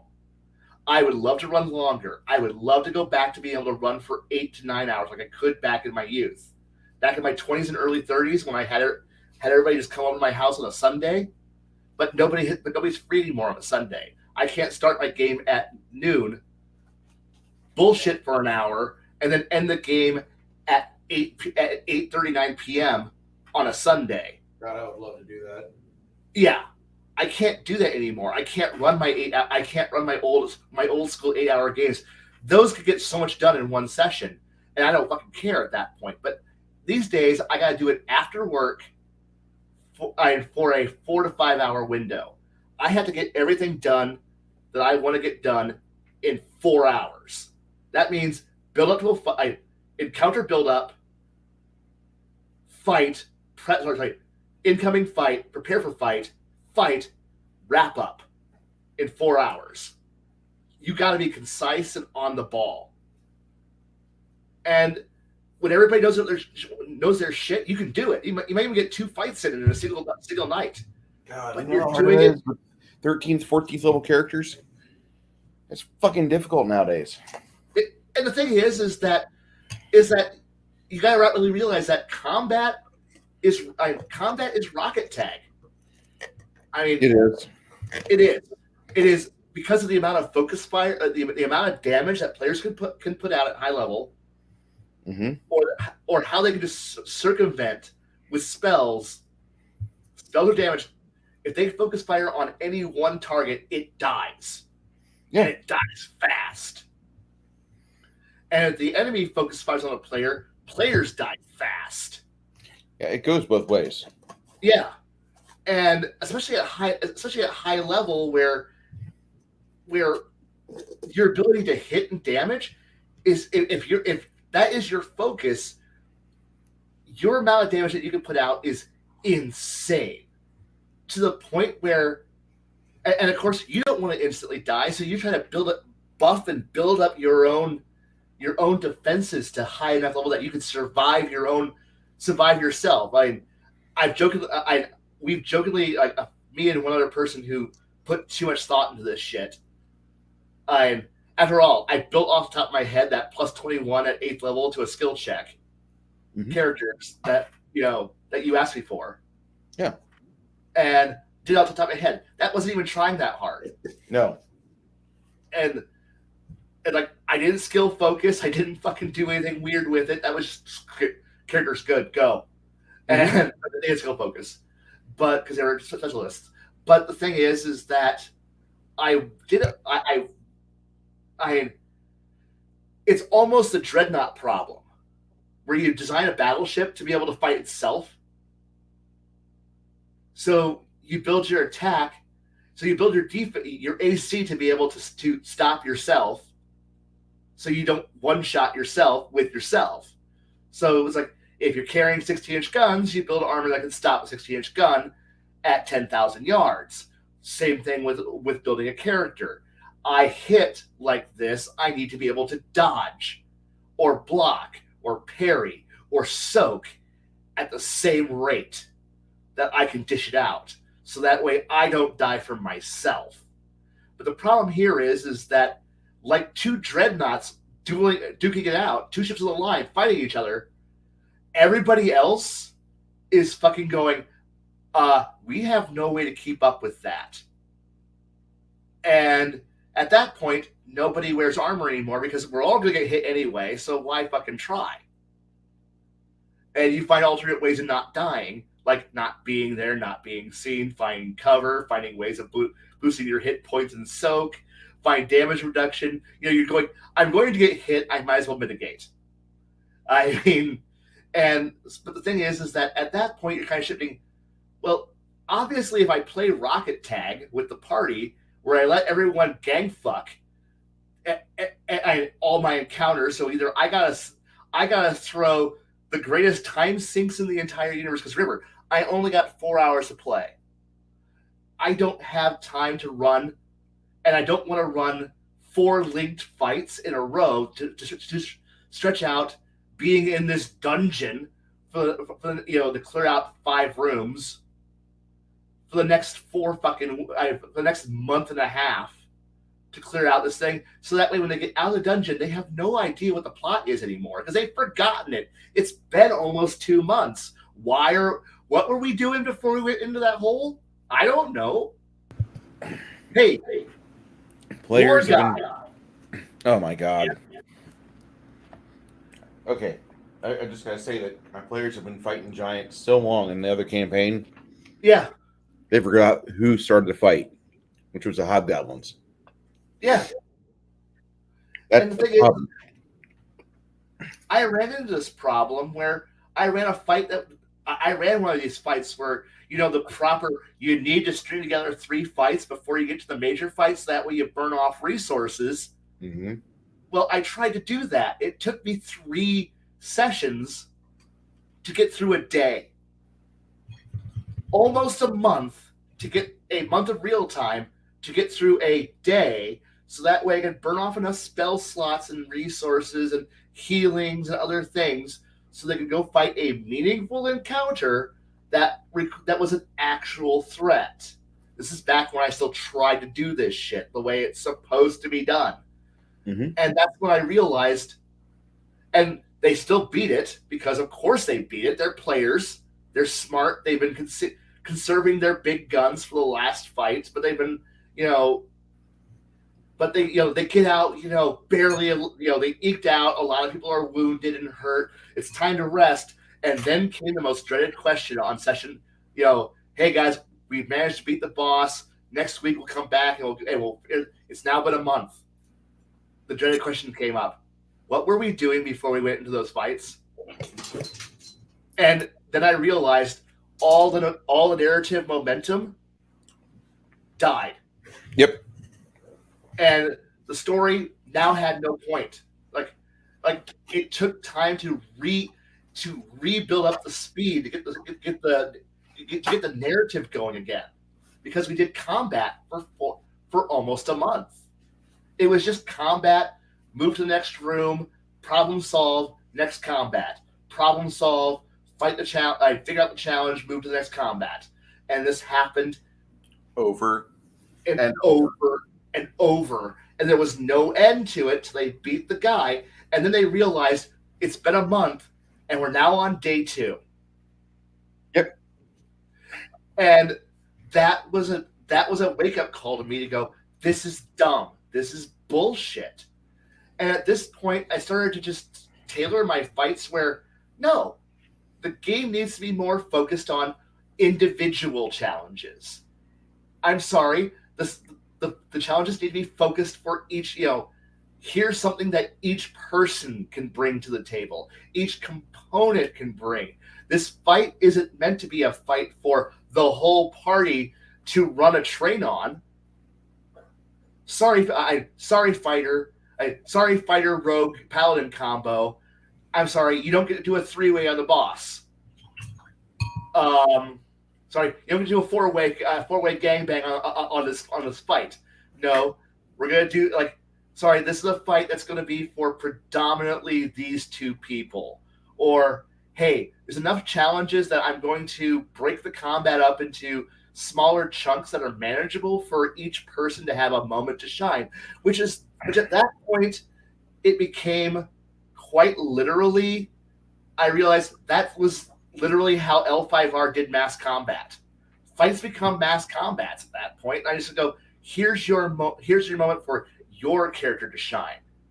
Use your intellect, use your creativity, use your stealth and assassinations, use your, hey, archer, snipe, here's your chance to snipe somebody valuable. Fighter, here's your chance to just mow through some people. But don't let them break the party up, but don't make it so overwhelming that they need, where this guy's going to do 400 points of damage, you better have a healer, on hand to, put a Band-Aid on you so you don't die. No. Gotta make each, at that point, people start going, I don't have to be part of a bigger chunk. I'm actually part of. I'm a person. This is my moment. Yep. At this time. Do your moment, because I do when I get home from work. I do watch your games. Oh, I can't always interact because I'm busy doing other things, but I am headphones on, listening to the fights, and I'm going. There's a lot of the parties being. It's the party outnumbered horribly, fighting their way out of each ambush. That's cool as fuck, but I don't have the time to do it because like you have the glory of having 8 hours. I envy that because I could do my big fights like I used to then, but I miss doing it. But I don't have that time anymore, and I hate it. But I know better. But I can also run an entire 8-hour session where there's no combat. I actually had some people, some players recently go, "Wait, how many sessions has it been since we actually killed anybody?" And I'm like, it's been about 4 sessions since you actually, had to actually have a challenging fight. And they're like, okay, we're pretty good with that. And that was the point. I'm like, and that's another point of going, okay, they realize they don't have to murder everything. They're having fun being in character. And that's a good thing. And at high level, that's what it almost needs to become that, where every once in a while, like, the world-ending threats that require 5 people to be standing shoulder to shoulder as a tightly meshed, combat wombat team should be rare. There shouldn't be a reason to have like every 2.5 steps is another combat fight that requires 5 people to interact in a very tightly meshed group. Khy, I apologize. My wife is summoning me. Let me take care of that. I'm going to mute my microphone. I'll be right back. No problem. Okay. No, I'm sorry. I'm just talking and rambling about. That's perfectly okay, sir. But no, I know I just do. I run a lot of these games that are at this level, or I have in the past.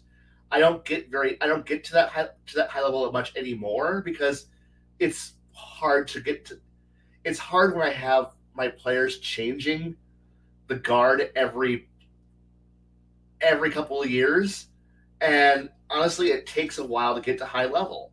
It takes 2 to 3 years, but when I see my players changing out every 2 to 3 years, well, the game has to reset. Is when there's nobody around who knows the old plot line. You have to start over, which means I crave the days to return back to being able to run high level games where players are investigating the origin of dragons, or why the Titans are trapped, or why the Incarnate are busy, or who are those weird people out in the warp? Who are those weird people who are one dimension off to the left? Why are the fairies trying to take over the world? Who's behind all of the various threats? Why is there a colony ship that's crashed inside of a mountain? Why is there all of these things that are just out there in the world that low-level players don't need to know about, don't want to know about? Well, they don't really need to, or every once in a while they go, well, what is this tomb over here? Well, that tomb belongs to a dead empress who was very, very powerful, and to make sure her soul never escapes from this escapes back into the real world to be reborn again, they built a trap dungeon, a dungeon that's actually lethal as fuck, so that way nobody can get back in there. Eventually a player did break into that place, but that's just the way things work. That's when you leave high level relics floating around, because, well, nobody disappears. Occasionally people disappear, but they go somewhere. They end up someplace, and nobody's immortal. Okay. No, there's a few immortals out there. That's a lie. I was lying there, but for the most part, 99.99 repeating percent of everything out there dies.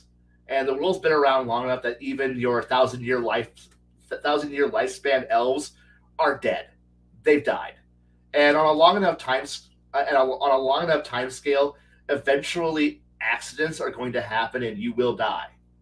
Yeah, I think the estimation is that by odds, if you were immortal to anything, if you no longer could die from aging, you will die at about like 800 to 900 years old, just from a sheer luck of an accident killing you.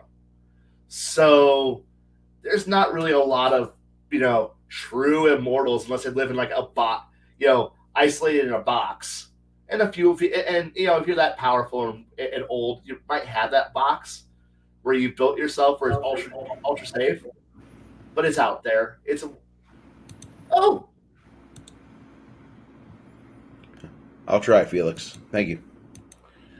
hey, you found my map of the world. I saw that. Of the multiverse. Yeah, I got into that earlier. I looked at it and I'm like, that's pretty cool. It is. It's much different, and the thing is, I had to simplify that that chart a bit, because I actually have the actual rough draft right here of the world, of the realms, because and it's like, and the elemental planes thing was actually a very was actually a night, like I simplified that by saying the 4 elemental poles. Well, there's your elemental planes of fire, earth, fire, earth, water, air, and because I don't go with the. It's like, yeah, I simplified that because I didn't want to draw 4 different circles that all said, "This is the elemental plane / pull of each of the elements," and then go, it's hard to work because and whatever. But anyway, I just rambled on about dungeons for a bit. I heard a little bit of it. I had to go in the other room. No worries. Stuff for her. No, I elevating my foot, so we're going to be in that position for about 20 minutes. And I hate to say that, but yeah. Press play on this. It's going to play a little bit higher speed, but you've got captions on, and I can pause it whenever you want me to. Don't worry. You got to time jump a little bit to get to the next question anyway. Sure. And don't worry. You actually have all the questions. All the questions are actually listed down in the doobly. He did it so. Jake prepares for his stuff so well. He's like I wouldn't say he's overtly prepared, but he literally has an engineer's mind, and not a bad engineer. Not the guy that I bitch about at my job. Yeah. Yeah, go ahead. You can fast forward through it and see if you can catch to the next section. Like, I just don't like fairness in my game. I think it cheapens the experience for everybody. It does. I really do. And the thing is that you should present a challenge, but not like make it obvious who the challenge is for. Mm-hmm. Because the players should be able to decide how they want to address the challenge. And the thing is that at higher level, that should be how it. Well, hell, you should be doing it at low level, but high level should be where you're actually thinking about. Because every problem can be solved in so many interesting different ways. And yes, you could just murder it, but murder, death, killing is not always the optimal solution to all problems. No. And I know killing and looting sounds like the best option, but it's not. It's almost never the best option, but it's an option.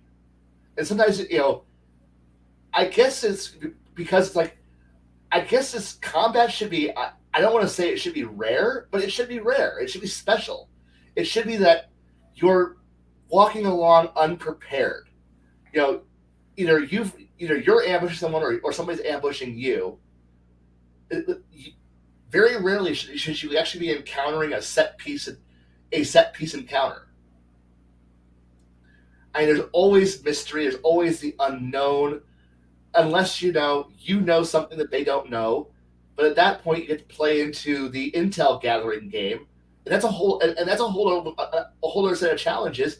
And that's just setting up the idea that, hey, we need a fair fight, or we're going to stack the deck so that way it is a fair fight, or we don't want a fair fight because fuck that. We're going to use everything we can to make it unfair because fights need to end quick. Because remember, we can hit hard, so can they. So we need to hit first, hit hardest, and make them either disappear or go away. And because of that, I know a lot of groups don't engage in it, but I know that I and another player who I run for a lot, we both engage heavily in intel gathering activities. We don't just build spy agencies just for the idea of, hey, I've got spies. No, we build spy agencies because we want the ability to do something with it. And we're not just simply going to go pay off some shadowy guy to go sit there. No, we literally go into, real intel gather, like actual, like building organizations that are designed to gather intelligence and process it and bring it in so we can use it. We like hell, for fun. I had to go digging through my notes to go figure out how the fuck I did it, but it was in essence signals intercepting for magic, because everyone uses magic. It's the equivalency to radio. Yep. Or radio broadcasts. Everyone uses magic for everything.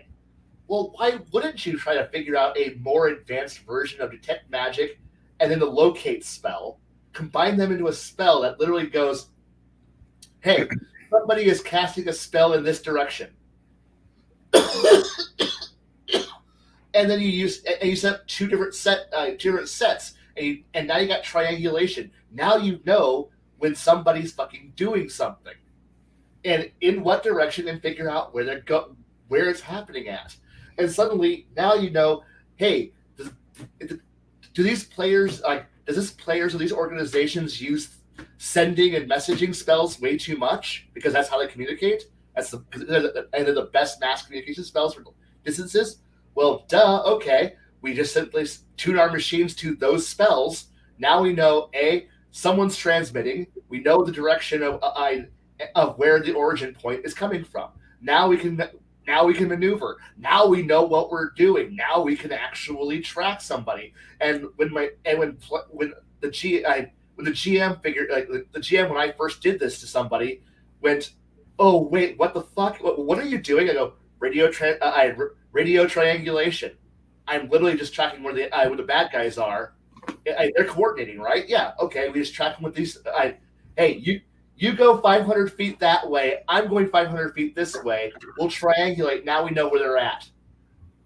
Because good theory. What was that? It's a good theory. Fuck. Yeah. And if you do some variations on, hey, how far away is it?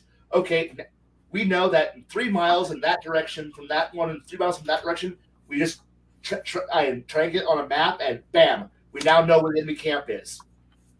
We can now there's no now we have signals intelligence. We're going in there prepared, and the GM like, holy fuck.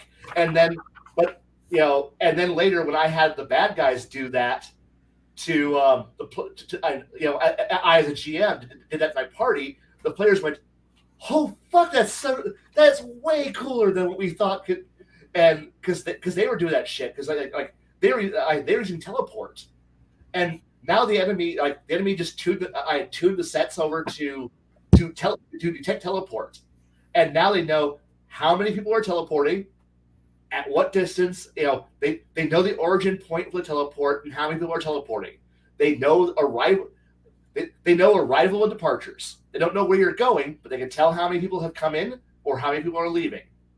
They know what's going on, and they're sitting here going, holy. Wait, so they can just and how far is the range? About 10 miles. And they're sitting here going, that's over the horizon. Magic doesn't care about horizon. it's an over-the-horizon detection system, and they've hidden it conveniently in areas that are secluded.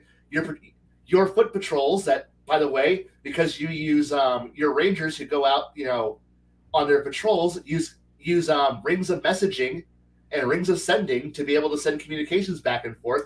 They're tracking where your patrols are going at all times because they're tracking your communications.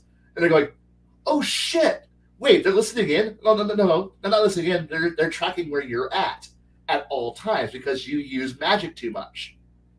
And they went, that's not right. That's not fair. And I was like, no, magic's bullshit. And these people figured out how to track magic use. Now, were you using that out of the basic core book, or were you using that in Spirits and Powers? No, that was basic magic. That was me reading into what spells, using basic spell crafting to create high level spell effects. They're non-damaging spells, and I just combined spells that actually exist. Okay. And comboed them together. If you don't want to create new spells, you literally just use a spell. The Out of Forgotten Realms, a spell engine, and set it all up, and they all, and if you can master how to craft new custom magic items, you can make these devices. They're expensive, but the thing is that you just throw them in the back of, say, a wagon, and suddenly you have and a magical intelligence gathering vehicle that looks like a covered wagon. It just rolls around in a caravan. Nobody's gonna, this is secure lands. Nobody's gonna stop that caravan. Are you gonna stop and look at every truck? No, you're not. But suddenly they can just roll through your land, park it somewhere at a rest stop, and then for a day track every single magical transmission you're doing, and then just triangulate. And my players are like, oh fuck, because suddenly now they realized, okay, we have a weakness. We're dependent on magic too much. It gives us an advantage, but it's not a perfect advantage. And that was how I upped the ante. They realized they were no longer fighting common drooling peasants anymore. They realized they were fighting against somebody who was actually intelligent and had access to resources and had creativity. They weren't just bland fighters or wizards who were going to sit there and cast fireball. They were against people who could make devices like they could. And I'm like, I'll walk you through how I did it if you want. You can recreate everything I do. This is not, unknown science here, guys. It's magic, but okay, it's techno magic here. If you call me on my bullshit, I'll walk you through how I did it. And they can go, oh, wait, so we can do this too? Yeah, there's nothing to stop you from doing what I do. But suddenly they realize that, oh shit, we're not playing against someone, just generic stupid NPCs who only have a +2 sword and three spells per day. They're suddenly against somebody who's actually smart. And that's the point when they realize the threat level has just increased. Now they realize that, okay, we can't teleport everywhere. We actually have to use traditional travel or at least traditional travel into and out of the city. And they had to actually increase their patrol distances a bit out because they realized, okay, 13 miles is not a safe perimeter. We need to be able to push the perimeter out to 20 miles, out to 26 miles, aka 2 hexes out from the city. And they realized, okay, we need to start doing this. We need to actually start, using operational security. We need to actually start thinking about how we broadcast, like how often we broadcast, how we broadcast. And one of them went, wait, I know how to do this. And he just, I went, okay, well, I'll do this and this will be a way to bullshit past their current detection system. I go, fantastic. Now you're thinking. Now you're like, it was a fun way to trap them into having to think of a problem and do it in a new, better, different way of operating. And that was beautiful for me. I loved doing that to him.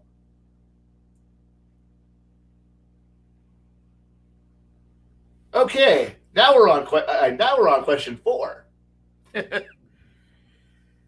Define and measure power at your table. Interesting idea. Are there quantifiable measures? No, it's subjective. Honestly, it's subjective. I've seen low-level players pull off insane shit by being smart with abilities. Yep.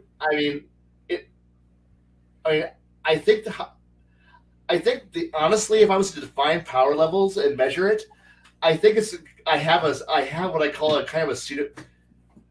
It's God, because I'm forced to run Pathfinder all the time, a D20 based engine of fill in the blank rule set that involves levels and classes, X, Y, and Z equations. I consider that to be basic bitch tier. It's basic bitch tier because of the fact that I allow so many ways to transition and change yourself into the next tier of play. Because we've gone over it in the past, the how to convert your D&D stats roughly over to being a storyteller engine, like how many dots. It goes both ways. Yep. And because I have books on how to convert Legend of the Five Rings over to D20, I have books on where I've made the rules to convert all my storyteller games over to D&D or Pathfinder, more appropriately Pathfinder, where it's no effort. There's no effort in it anymore. So because I offer ways to go, do you want to play Exalted? I don't tell them they're going to play Exalted, but I want them to have points where they transition from being common full. Kind of like how you have your game engine where you want your early levels and then you transition to your hero levels, right? Yeah. Right. That's kind of how I view D&D as the basic levels. You could be like the threats that are out there, the big threats are so far ahead of you that sure, if one of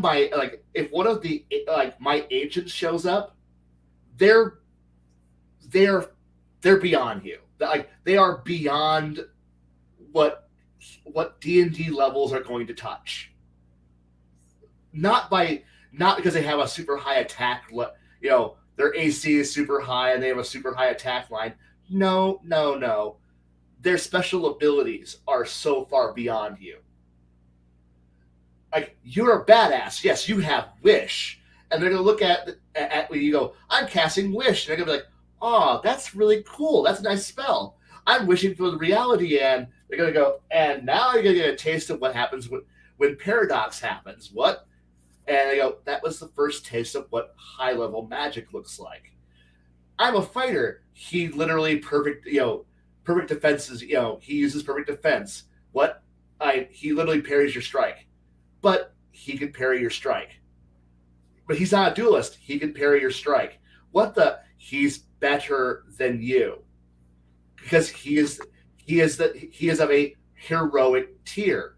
And I let my players have so many paths that they have to pursue. They have to show interest and want to be able to pursue it. Mm-hmm. If they want to become a vampire, I am like, do you really want to step into being a vampire?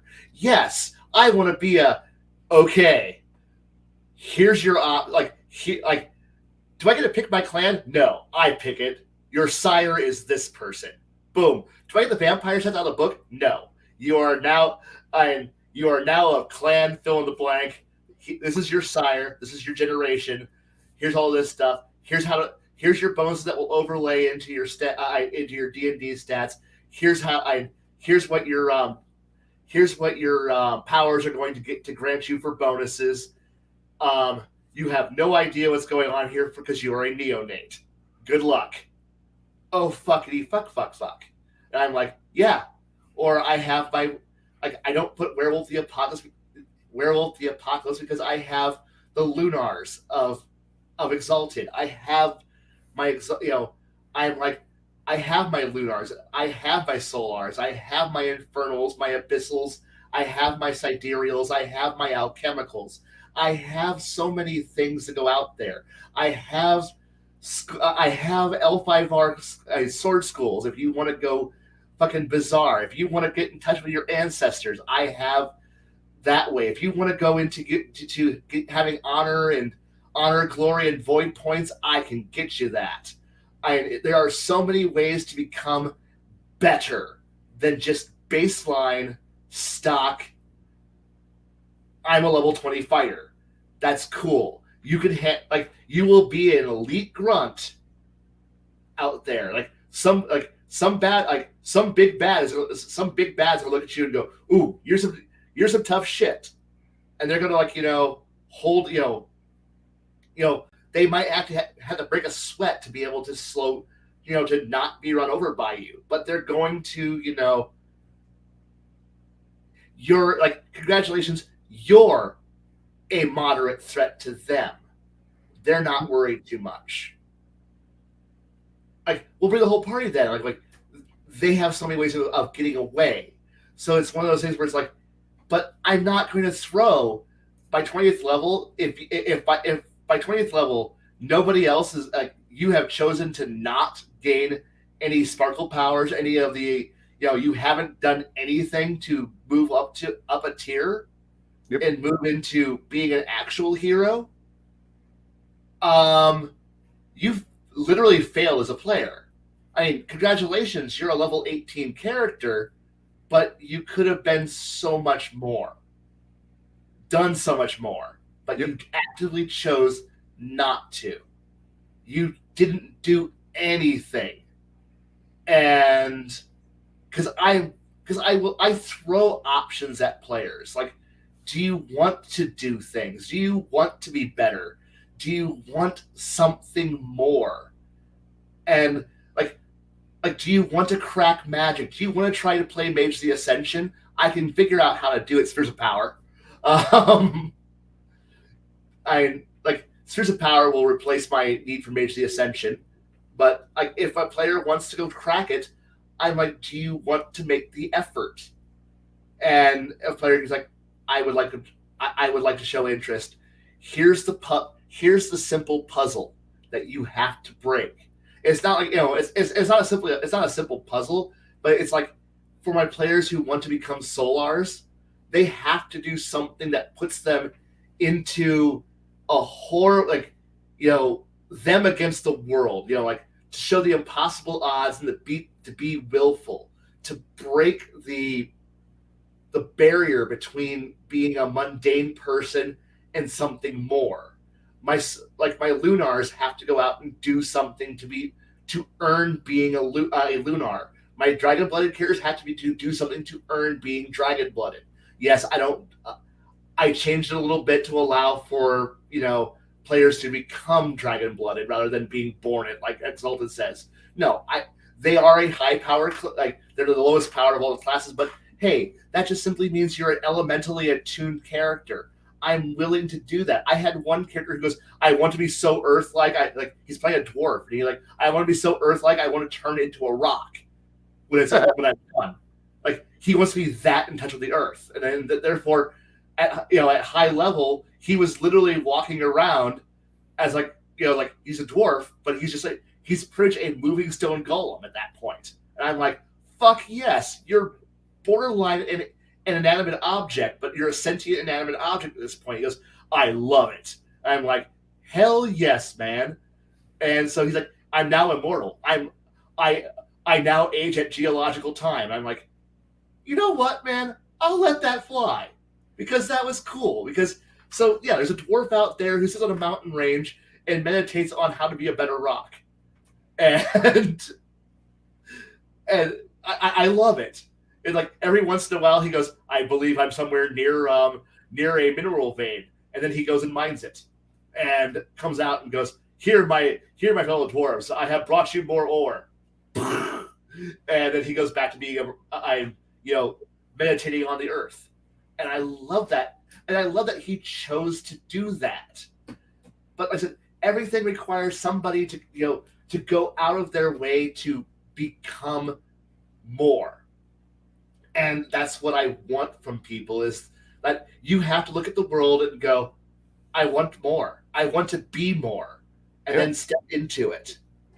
And so therefore, it's like the quantifiable thing is that is simply because, like I said, again, I play a lot of games where you could start the game at 5 dots in your attack stat, and 5 dots in damage stat, and 5 dots in soak stat, and then 5 dots in your hit, dodge, and hit and dodge skills.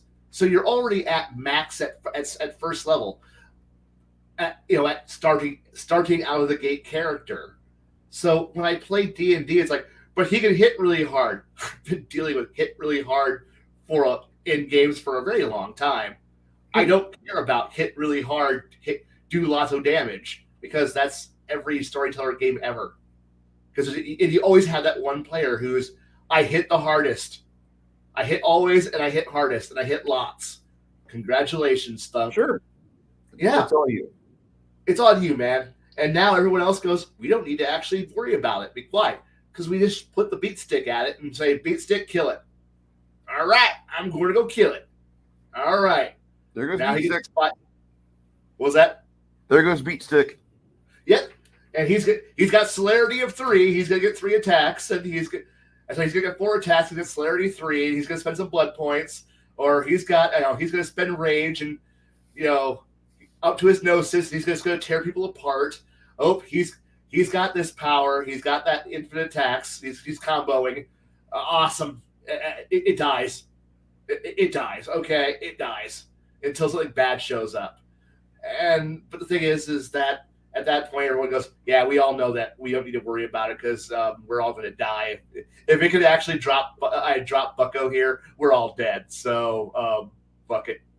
Yeah, we'll try a little bit. Like, we'll boost our combat skills some, so we can handle the police and the National Guard when they show up. But we're not going to worry about the Black Spiral Dancers. We're not going to worry about the Greater Demons, because that's what Bob's here for. Go get it, Bob. Yeah. Yeah. So yeah, it's very subjective. Let's see. Potential pitfalls that challenge powerful players. Potential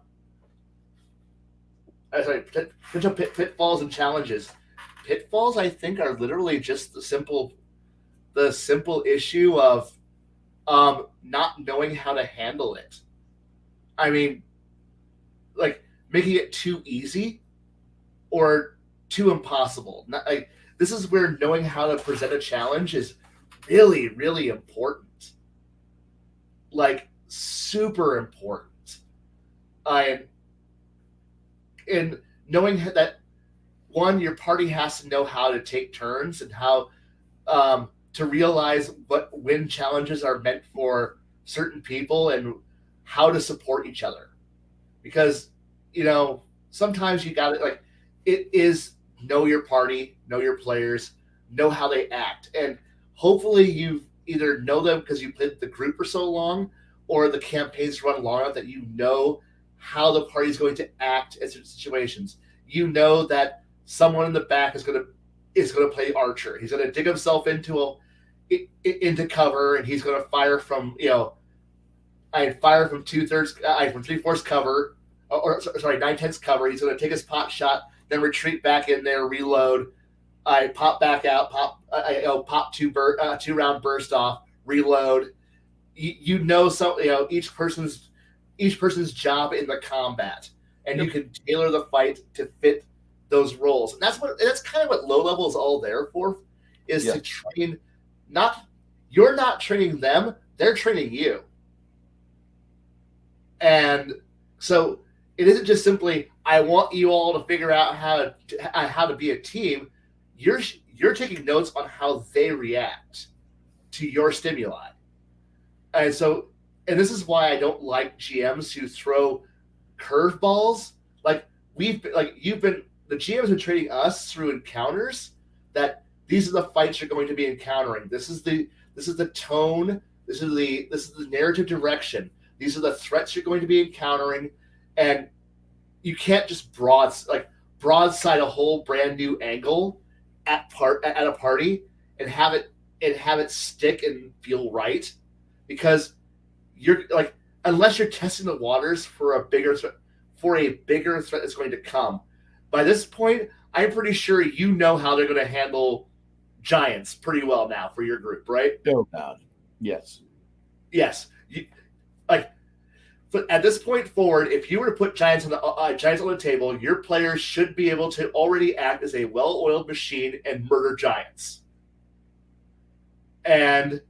But when you threw that cool side curveball at them of the dragon coming back, that was a cool twist. I liked the dragon's return, and his annoying continuing to show back up. That's making me happy, because he's throwing a small curveball, but you're building up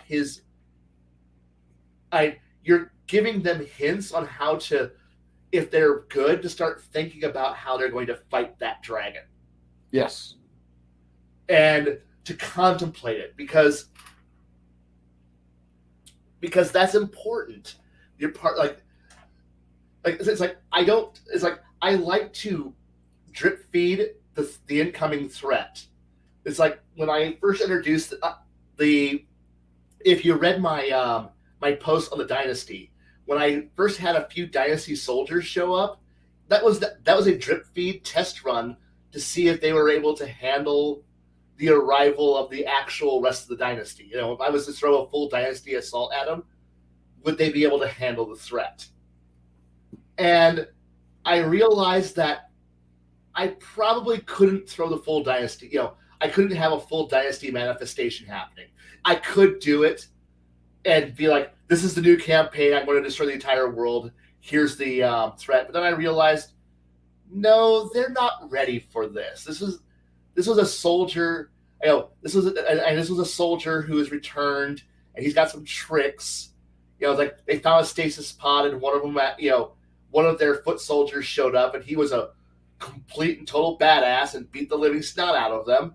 But it gave them both fear and a hint of what's to come. And that way, 8 months later, when they gain some levels, they gain some more skills, and then I go, here's another sign of the dynasty, of another dynasty incursion starting. This time, it's a soldier with actual drones behind him, with combat drones behind him, and then they realize, oh, this threat's now okay. We now know how to hit.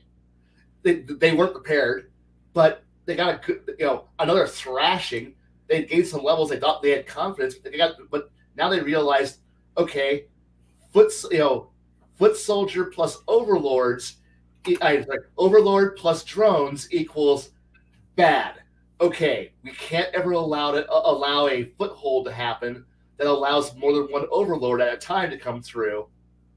And with the ability to have more than 5 drones at a time, they'll beat our ass. If they can beat our ass, they'll beat most of the world's ass. Okay, this is now a significant threat, and now I'm like, good. I hadn't you stopped the incursion before they could open the portal to bring more of the dynasty through the gate. Now now they go, we really do we warn the whole world and tell them what? And I loved how one player said that, and what do we tell them? Extra dimensional metal people who are ultra badasses exist outside reality and are ready to invade us. What proof do you have? Shit, we don't have any proof. Right? Okay, we'll put that in the pile of all the other extra dimensional super threats that we need to worry about. And they all go, oh, okay. And they're like, okay, but now we can start to prepare and start doing things. And I liked how they addressed the idea that, okay, this is now our problem. we need to worry about this. Everyone else has got full plates, and until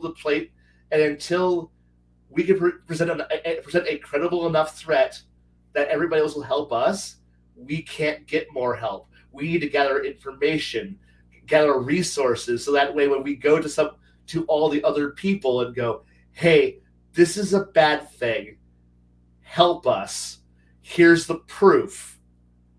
And then they go, okay, we're now willing to help you because we're not just going on a wild goose chase because obviously the players didn't know anything yet. So it became a plot line, an actual goal. And I liked, but the thing was if I had just ambushed the party with the whole fucking invasion and said, this is what the new plot line is, it would feel wrong and it would not be like, and that would be a pitfall. Like I would have ground the campaign storyline to a halt because they were woefully unprepared for what was coming. Not class level, not this, but as a team, as a party, as a group, they were unprepared, mentally unprepared for it, and I didn't feel like going. And I thought to myself, I didn't want to run Pearl Harbor. I don't want a Day of Infinity. I don't want a 9/11. I don't want a Pearl Harbor happening. I don't want to change the world with a single fucking moment yet, but I want to build up to it. So that way, when it happens, it actually feels like impactful. Like that big blue dragon. Yeah. Okay, that big blue dragon, I first revealed him, 7 sessions into the start of the campaign? Yeah. 3 years ago? Yeah. Fuck. So. And I'm glad. I was so happy when he finally showed back up because I was like, good. He's behind shit. Like, good. I hopefully the party has come close to saving the world from the volcano cannon.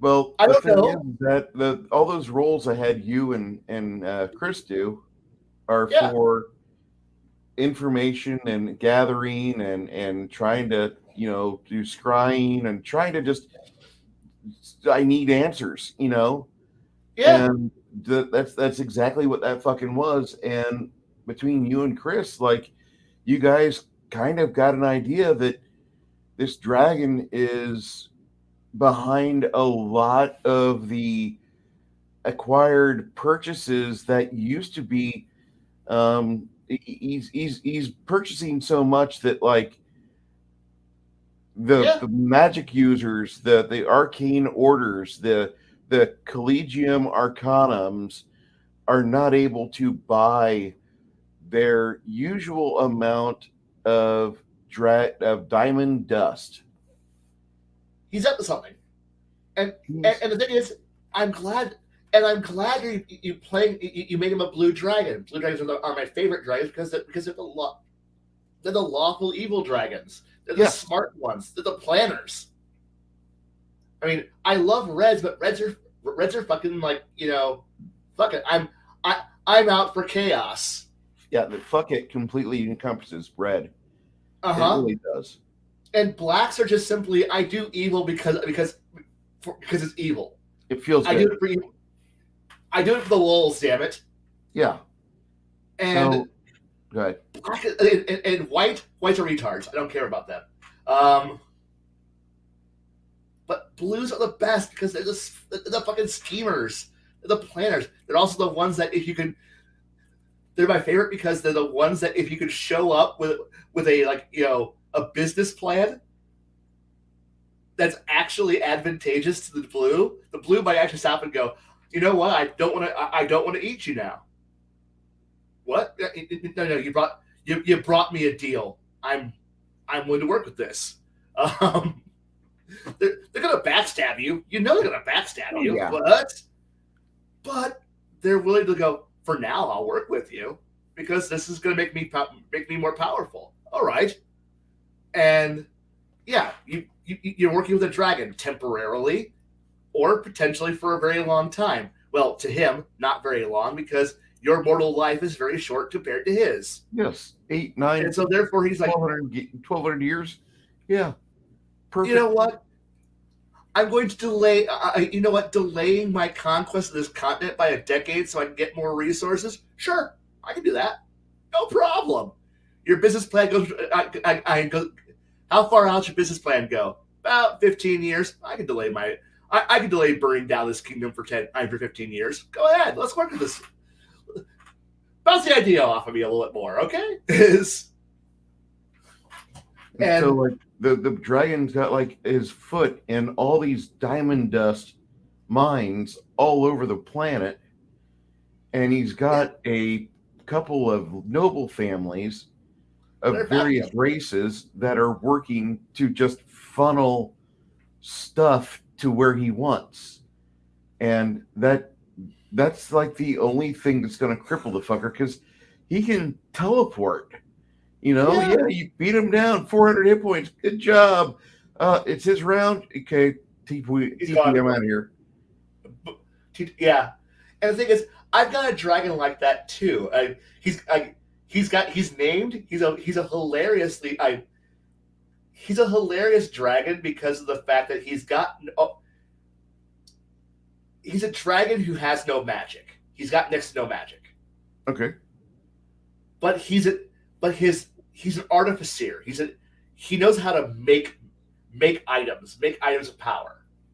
But he needs somebody else to cast the spells into the items. He can craft all the shit.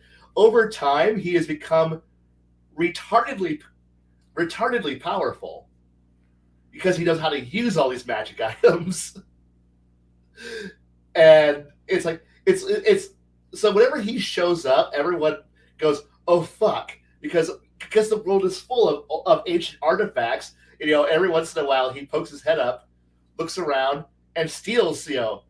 When the party's like, "We broke it. It's shattered. This item is no longer a problem." And then you see this little this little iron skinned talon come reaching out, out of reality, and just kind of pull the broken remnants, back to him. And every time he shows up, it's like this horrifying, like, "Oh fuck, it's him!" And like the last time he showed up, like the party's getting ready to steal an ancient battleship, an ancient airship battleship. Which, by the way, when the president of the president who you guys had, who Shadow incinerated the body of, stole the battleship that you guys are flying on. They stole it from the lair of said dragon, who had found the wreck and restored the wreck. It was his model airplane, pretty much. So he had restored this ancient first age flying battleship, and he's like, "I have, like, this thing is beautiful. I love it." And but he can't operate openly, so he had a shadow organization that he was manipulating, and this thing is parked in the hangar of the shadow organization. Who's like, "We will never let it out of our sight." So he's like, "Good," and the party goes, "I want that battleship." So they stole into the facility, fought everyone, fought a major bad guy, killed him, and killed the bad guy, and was getting ready to steal the battleship. At which point the dragon showed up, in which, "That's mine. You are not stealing my fucking. That is my model. That is my personal hobby. That ship is mine." And then literally, and there was this big giant fight as they literally like, "Oh fuck, the dragon's here," and because he's one of the most powerful dragons, because he's got all these artifacts, and he's sitting here like, "I'm going to kill all of you," and they're like, what's loaded? The siege guns are loaded. It's like they literally just rammed the airship into him, and then fired the siege guns into his chest, and then ran the fuck away. And the dragon sitting here going, the dragon technically died, quote unquote died, but he's got items that said, so he's sitting here lying in the ground in a big shattered mess on the ground, tangled, bones and corpse, and like the items kick in. It's like redid his body together, and he's just sitting here going, "Holy fuck, that hurt." and then crawls himself back off to his lair to contemplate how he's going to kill everybody in the future. But it was Sounds like a fun dragon. That sounds like a really fun campaign. It is. It was a fun thing. They felt like they had earned, but the thing was, when they got done, they felt like they had earned the battleship. And then the player went, okay, cool. We have this unique weapon that can't be repaired easily, and it's nobody has built parts for this thing in 1,000 years, and it's nearly impossible to work on. Which is the whole reason why when the engine had a bit of a problem, it landed like it had to, because all of your yard dogs are sitting here going, okay, now how did a bunch of whack jobs 1,000 years ago think? As they're trying to fix this high pressure magic engine, going, how the fuck did this thing work? And then all the shit goes wrong, and they're like, we're leaving. Engine 4 is still down. We're leaving. Okay, we're leaving. And as it limps back off, into the air and flies off, and they're just going, engine 4 is still down. Can you work on it while it's running? Yes, we will. We'll work on it while it's running. Fuck. So you got a bunch of angry engineers. Who are sitting here. Half of them who aren't supposed to be on the ship, going, "Oh fuck, oh fuck." We left half our tools behind, right? Make do. Okay, we'll make do. And they're like duct tape and baling wire this together, like they're a bunch of techno-babble Star Trek engineers trying to go, it'll hold, just don't push it. Oh, we're going to push it. Oh, okay, thank you. This is going to suck, guys. And it's like, it's fun because it gives me a way to have plot developments and other things. But the thing was, but once they stolen it, the president was like, "This thing's too cool. I don't want to ever be off it. I'm moving the White House onto the ship." That's what he pretty much did. He moved 10 Downing Street to what was that? He moved the structure onto the damn ship itself. No, he moved his office to the flag bridge. The flag bridge is his office. He runs the entire republic hates the fact that the president is never there. He telecoms himself, before the parliament, and runs the whole thing by radio. And every once in a while, the ship will transition back to the capital. He'll take a shuttlecraft down, give a speech, sign some paperwork, then fly back because, to quote him, if the ship ever stops moving, the dragon might find us. And we don't want to fight the dragon again. So he keeps the ship, he keeps moving, the ship keeps moving, and he runs the entire thing from Air Force One. That's what he does. He runs the entire nation from Air Force One, which is kind of why everyone hates him. Because he's never fucking there to do his job, the job that we all voted for him for. And he rigs the election so that way he always wins. I like. Why do you think? What's that? I like his character. Yeah. And the thing is that and his who was the actor? Maverick cast. James Garner. Yes, that was how he described himself as an old man. He's just James Garner. That's the president. Same personality, almost the same personality. And he runs this very dour militaristic Italian empire as James Garner. I like that character. That's a fun character. Yeah. For all his flaws, he's not terrible. He's just very corrupt, and he makes people money, and the kingdom runs itself, and the empire runs. And the nation runs itself for the most part, and it functions. And it's a hilarious moment, and it's just a great character, and he runs things very well. And He runs it in his own crazy way. Now, does everyone agree with it? No. Does enough people do enough people not like him enough to vote him out? No. There's enough laissez-faire independents who go, nah. As long as Big Brother's out there not fucking my ass, I don't give a shit. And he hasn't suffered a major military defeat yet, so therefore nobody has lost enough confidence in him yet to vote him out of office. He's president till he stops being president, which is going to throw a lot of people confusion if Shadow goes through this plan of going, I'm going to have the president abdicate the office to somebody new. At which point a lot of people are going to go, fuck no, James Gardner ain't going to do that. Mr. President won't do that. What the fuck? And right now I have one of my friends who's currently writing up for me the emergency action messages that I will give out when it's my turn to run again. So I actually have him trying to write up believable EAMs, so that way I can have the coded military traffic and the broadcast on the open traffic, so that way messages can go out and warn people, because the player who's writing them up is actually the head of intelligence, who was the guy who played the head of intelligence, who kind of sits back and goes, I run the alphabet agencies. Just let me run the alphabet agencies, and I will make sure that you get to run the government, Mr. President. And I'm like, and when I told him the plot line, I go, would you back the assassination attempt and the coup, or would you defend him? And he's like, I'm choosing neutrality. Yeah.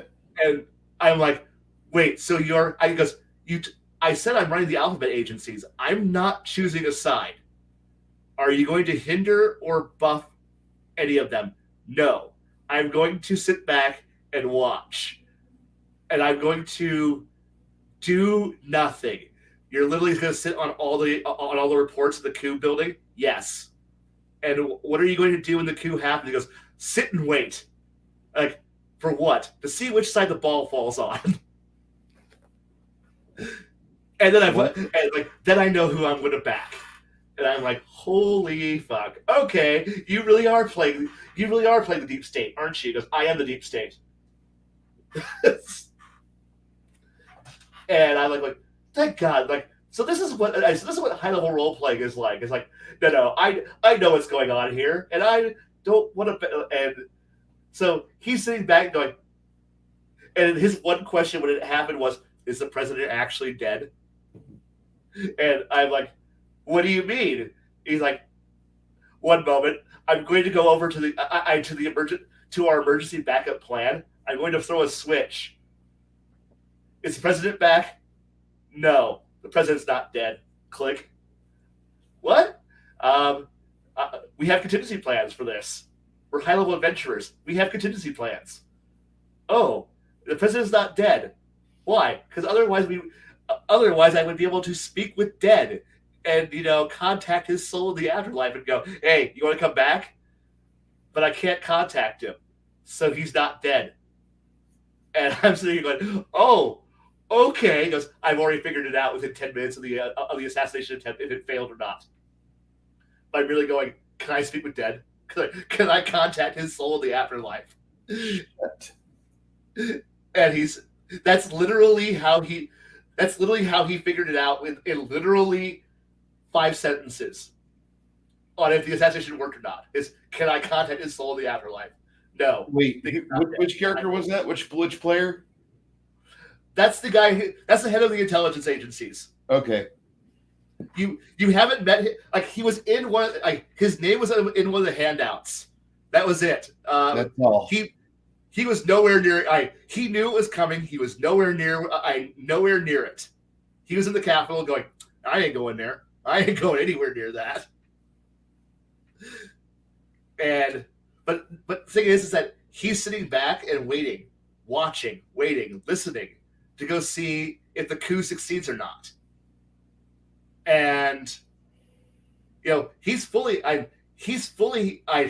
acceptant of the idea that if the coup succeeds and the president is removed and a new, less corrupt person is put on the throne, to actually go up there, scrape the old president, figure out where the president's body is, scrape it up, and grab him, and then go, shh, you got retirement.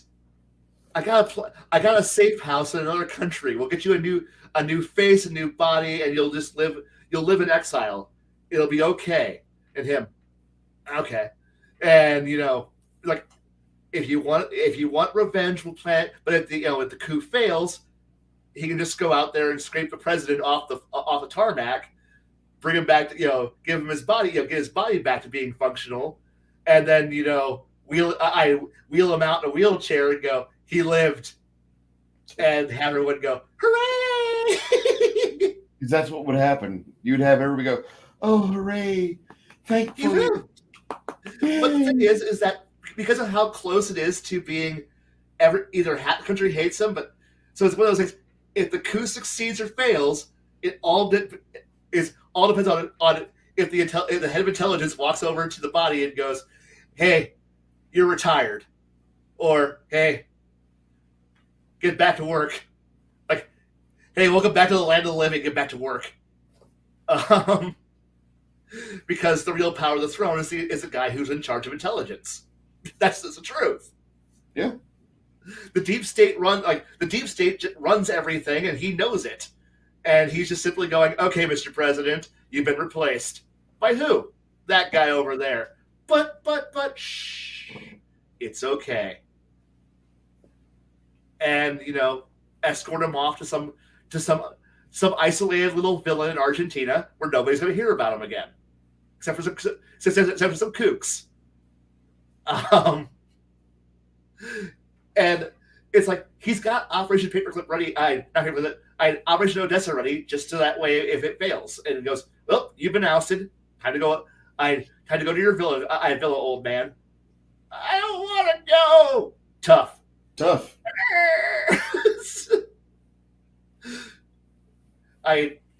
It's that, like, that's the kind of weird high level play that I engage in. And I was happy to throw at you guys, and I'm happy to watch my players, watch the high level players that aren't on our panel, all reacted in various ways to what happened. And his was click, click, click, click. Okay, this is my plan. I'm breaking open the emergency plans. Okay, we're going with Plan C.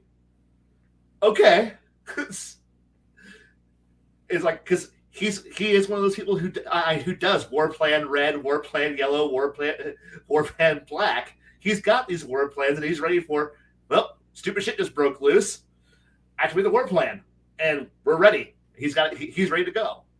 And I'm like, God, and I said, he's the guy who's currently writing the emergency action and the EAMs that are going to go out, because I am going to put those out there so that way, because you guys are literally flying on the central communications hub for the Republic. So even if they don't know what's going on, because of the amount of chaos, chatter's going to go. I go through your comm state, through the comm station on the ship. Everything's going to come in there. Everything's going to get read. Is it coded? Is it uncoded? What's being broadcast? What's being out there?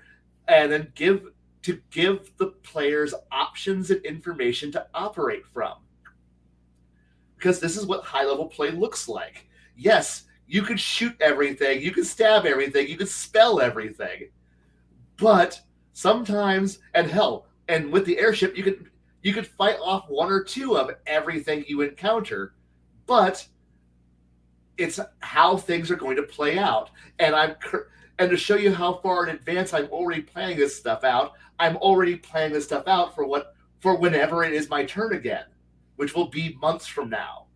I want this to be a good view of what I do when I run a high level game and a high powered game, because that's what you guys are playing, is a high powered game. That's how it should be. That's how the game should be. Yeah, it's like, because like I know that it's like if I had the Hunt for October moment where a traitor of the intelligence agency shows up there and tries to shoot one of you, tries to kill the president again, some loyalist to the some loyalist to the coup decides to try to shoot Shadow's character, the party would just turn and evaporate that poor fucker. I mean, let's be fucking honest. You guys would evaporate that bitch in about 2 seconds. Yeah. He'd get one shot, he'd fire 2 fucking shots from a 9mm into Shadow's shoulder, and then he would die. There'd be no race to the engineering department. It would just simply be sploosh. The walls would be painted with his ass. And I'm okay with that. So I gotta find better threats to challenge the party in how I normally challenge my players. And that's how I'm putting my thought into it, so that way it feels right. Like it feels like I'm giving you things to worry about, to do, to think about, and to enjoy. I also know that nobody else from our panel will make it this far into the video, so therefore I don't mind giving away secrets. I will play happily along. I love playing with character knowledge separate from out of character knowledge. No offense. I want to play a fair game. I want to enjoy the world. If I do that, I can enjoy the world. I can still. It's a very enjoyable campaign that you have there. And my character, he's very happy with his life. He wants to be a more powerful evoker. Yeah, and I liked all the players. I liked making you guys all pretty. Like you guys made all pretty awesome characters, and it fit the narrative of what I was channeling, what I had stolen part of that plot line from. To go, no, it fits who these. You guys pulled the job off as well as you guys were supposed to. Actually, better than you were supposed to. It actually went with it. I went with an interesting side story direction, and I loved where it went. I was happy. I couldn't complain. I mean, I can't quite I can't quite play all the memes, but that's okay. That were part of where I stole it from, but that's okay. You guys made your own story. It was better in my book. Hell yeah. I actually, lately we've been watching Roger Moore 007 for Tuesday. Yeah. It's Nick Weiser's 32 Flavors of Nick Weiser has Toxic Tuesday. And I'm part of that panel. Yeah. It's cool because we got a bunch of guys on that panel and we just talk about like what we like and what we hate about a movie. But I'm not a big Roger Moore fan, but I really dig the Cold War aspect of it. And that was the feeling of the world you gave us. You made it like a high magic Cold War experience, Mm-hmm. And you don't get that experience that often with games. No. And that's what that's what I shoot for because those are the games that make me happy. Like those are the stories that make me happy and what I kind of aim for and kind of wish for. But then again, I've also played a lot of really high-level games that have gone in weird sections and weird directions. I know I've played the high-level character. There's one movie prop that if I could ever get my hands on it, I would love to have it, or at least a replica of it. I want Admiral Greer's badge from Hunt for October. His ID badge that he, in the wallet that he just pulls out and says, "And I was never here." Yep. I want that.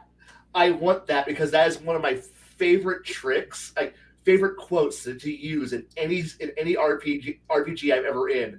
Because that's the kind of influence I like to have. I don't want to actually be the one who strikes the final blow. I want to literally be able to walk in somewhere, push a button, and go, you heard the torpedo impact the hull, and I was never here, and then walk the fuck away. I don't want renown. I don't want recognition. I want I want the knowledge that I did the job and then I went home and had breakfast. That's what I want. That's how I play a lot of my characters. Maybe one day I'm going to play one day I'll get out of my my super squirrel mode and stop playing naval intelligence, stop playing information gatherer, and actually play a loud braggart character who doesn't. I'll be so out of my element I won't know what I'm doing. I won't play a yard dog. I will that's how I prefer to play, and I've done it so well in most of the games I play, because I like being the quiet person who runs a nice. The system works. That's what I want. I want it to work, and I want it to work okay, without me having to be there and micromanage the fuck out of the damn thing. But I've also played characters who are retardedly powerful. I have played characters who are over the top, who do. It's like the one thing I hate doing is actually one thing that happens in all the games I play, like at the high level, is I hate to actually use my high level powers. I like having them, but I hate using them. I don't find excitement in always going straight to the alpha strike, the pull out the biggest guns first, annihilation, and broadcast to the entire world that I can do this. Because at that point, I'm predictable because I always go straight to, well, it's the end. It's the biggest guy. Hit you. Freight train of death. Biggest spell. Disintegration. Wish. Solve the problem in one strike. That's boring. And I guess I watched too much shonen anime, too many battle animes, and go, you don't open with Kamehameha, you end with that. If the threat's so bad, I gotta end with that. So I want to always have an ace in the hole. I want to be able to go, if shit goes wrong, I know I can pull out the Bankais. I know I can pull out the super attacks. I know I can pull out the special maneuvers, that the weird tricks that auto end a fight. No, I'm going to build up to a threat to make it interesting. And I played those and it was almost a sad moment watching the group realize that I'm the beat stick of the party. I am the guy who, like, my job in the party was to be the killing machine. And they loaded my ass up with everything. Special powers, items. I was rigged for combat. And then when the fights happened, I don't go all out. I didn't go all out. And the players were all like, but you have this pile of special combat maneuvers. You have named special attacks. Your weapon can do insane damage. We've made it so we can do insane damage. You're a killing machine. Why don't you kill everything? I go, because there's no sport in it. Like, it's not a threat. I don't have to go all out. I don't need to cut a hill in half. I just need to kill the guy. And which made it more special when it came time for, it's a bad enough threat for you to actually have to go pull out your high-end, end-of-the-world, destroy everything special attacks. And that way the GM felt like they didn't have to throw, hey, it's 12th God in a row where you had to go fight God, and then God's bigger brother 12 times, because that's all they could ever threaten you. Because I knew how to do restraint, and that's a lot of things. And the good high level campaigns actually seem to actually have people having restraint. Like, they're actually going, no, we don't have to cast our 9th level spell every day. Sorry, we don't have to. Like, one of my players, he discovered how to become an alchemical. Began a transition to becoming an alchemical character, which in Exalted means a machine person. And by the end of the campaign, that character has their own airship, and they learned how to merge with the airship. So if they wanted and change its shape and its form, so if he wanted to actually go into his combat form, it would be like fighting Metroplex from Transformers. Like, if he goes into his true, like, if he wants to go fight you, and like, he's not going to fight fair. It's going to be the airship. This airship shows up, then transforms into a 100-foot tall giant robot of death, covered in weapons, and he's going to stomp the shit out of you, like it was Megas XLR, which is a great show. I love that show. You have seen that show, right? Mm-hmm. Years ago. Megas, good. But no, like, he literally described one day that when one of the other players decided to piss him off, he just literally showed up and said, "I'm going to Megas XLR stomp his ass." And I'm like, what? So yeah, it's like, so literally this big airship shows up, transforms into a giant robot, and then he proceeds to not use any of his cool super attacks. He literally just curb stomps them, just like you're in Dublin at bar closing time, bar fight, curb stomp. But you're a medium-sized creature. He is a colossal 2 creature. He is going to literally just heel stomp you until you're flat in a crater, and then he transforms back into his airship, and then flies off. And I'm like, that's how you're going to solve the problem? Yeah, I guess this problem's annoying. I'm removing it. Whoosh. And I'm like, that is the most hilarious way to remove a problem. And he was like, yep, because he even sent me the GIF of Megas blowing up the DMV, and went, that's what I'm doing. And I'm like, oh, okay. And I'm like, dear God, okay. And the other player was just like, what the fuck just hit me? I go, you pissed off Metroplex. I mean, he's going, like, that's what you did. You pissed off Omega Supreme, and he showed up and kicked your ass.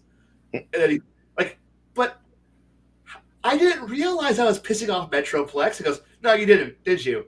I thought I was just pissing off a guy. You didn't realize the guy was Metroplex. No, the guy I fought is a 6-foot tall dude. No, that's just his small human interaction mode. Like, that's his drone he launches to talk to you and say you should really seriously contemplate not doing what you're about to do. I'm doing it anyway, small man. What are you going to do? Excuse me. and then drive-by stomps your ass and then flies off. And he's like, that's what I'm doing. And the other player, I didn't realize I was fighting a god. Yeah, you should have done that. But I have those moments out there. I have silly moments that when players build themselves up to be major characters, and then decide that I have a much bigger calling in the world. Do not catch my attention. Yo, big giant dude. I'm busy. Pay attention to me. Fight me, bitch. You don't want to fight me. I want to fight you. Fight me. Fight me. Fight me. All right. Boom. Okay. Now that I squished the ants, I'm back off to go do the thing that I'm actually doing. And that poor player who fought God was like, I shouldn't have fought God. I'm like, no. Do I get to come back from that? I don't know. Does anyone want to pay for his resurrection? No. No one else in the party wants to pay for your res. Did you have a contingency plan to have yourself resed? No. Oh man, that sucks to be you. No one's going to res you, and you don't have a contingency plan to be resed by anyone else. So that would be make a new character time. At which point I go, so you find yourself in the waiting room of the afterlife, where they plop a form in front of you saying, how long do you plan on staying in the afterlife? Well, how long can I stay? You can stay up to 2,000 years in the afterlife before we have to send you off to be reincarnated, or off to your to your chosen realm of the realm of peace. Oh, that sounds miserable. That sounds okay. What do I do for 2,000 years if I want to stay here and wait for a resurrection? Because of the fact that the max, I think it's like what, like 100 years per level of casting you get to, that you can bring true res, can bring you back to life from. So you can bring someone back to the dead for 1,800 years if you got an 18th level character casting true res. And so of course the afterlife of 20th level characters, like we have a 2,000 year waiting limit upon which you can go back to, at which point we tell you to move on. Well, what can I do for 2,000 years? You can go wander through this ashen gray wasteland. That is where all the souls reside who don't feel like they want to move on. That doesn't sound too bad. It's actually kind of boring. How boring. The food kind of tastes bland. The colors are all washed out. It's comfortable, but it's not that cold. You're never warm, but you're never cold. It's kind of mild. There's not really weather. You gotta worry about the other souls who are living here. They have their own little camps out there. Every once in a while, you gotta worry about some warlord who thinks he can break through the guard and break back into the, who thinks he belongs back in the real world and is going to invade. We can sort you off to the land of the undead if you want to choose that course, or you can choose to go off to the realm of reincarnation. At which point, we're going to wash your soul of your personality and give you a second shot. Well, where do I get to go to? Well, based on your deeds, you're going off to a pretty poor, miserable afterlife. How bad? Pretty bad. Oh, I wasn't a good person, was I? Not really. Do I get to pick? No. Oh, so my choices are sit here for 2,000 years and then get sent to hell, or go to hell early. Yep. Or be reincarnated. Those are your three options. And I'm choosing reincarnation. Good choice. Proceed over there, get in the river, wash your soul of your old personality, and be reborn into a new body. Try not to fuck up this time. And that's literally how I treat dying in my world. When your characters die, that's literally the waiting room you get sent to, and that's like the speech pretty much that everyone's given when they die. And most players just kind of go, "That's What? Yeah. What just happened? Did I die? Yes. And was I faced with a bureaucracy? Yes. Man, I thought I was going to go out to like the Elysium Fields or to Valhalla. No. You weren't that cool. Oh, this kind of sucks. Yeah. But don't worry. When you get reincarnated, you get two choices. Do you want to come back as a human or come back as an animal? I want to be an animal. Wise choice for you. Move on. And it's funny because and I've had some players go, "Are there any jobs in the afterlife?" Oh, there's plenty of jobs in the afterlife. Would you like to hunt souls who reject the afterlife? That sounds like fun. It's an eternal. It's a job for eternity. The only way to quit is to die. Again? What happens when I die a second time? Yeah, about that. I don't want to find out. You don't want to find out. That sounds horrible. Mm-hmm. You don't want to die a second time. Oh, but I could die a second time? Yup. Oh, that's going to... I know. Oblivion sucks. Is Oblivion a place? Yup. Oblivion's not on the map. Yup. Where's Oblivion? It's there. I don't want to go there. Nope.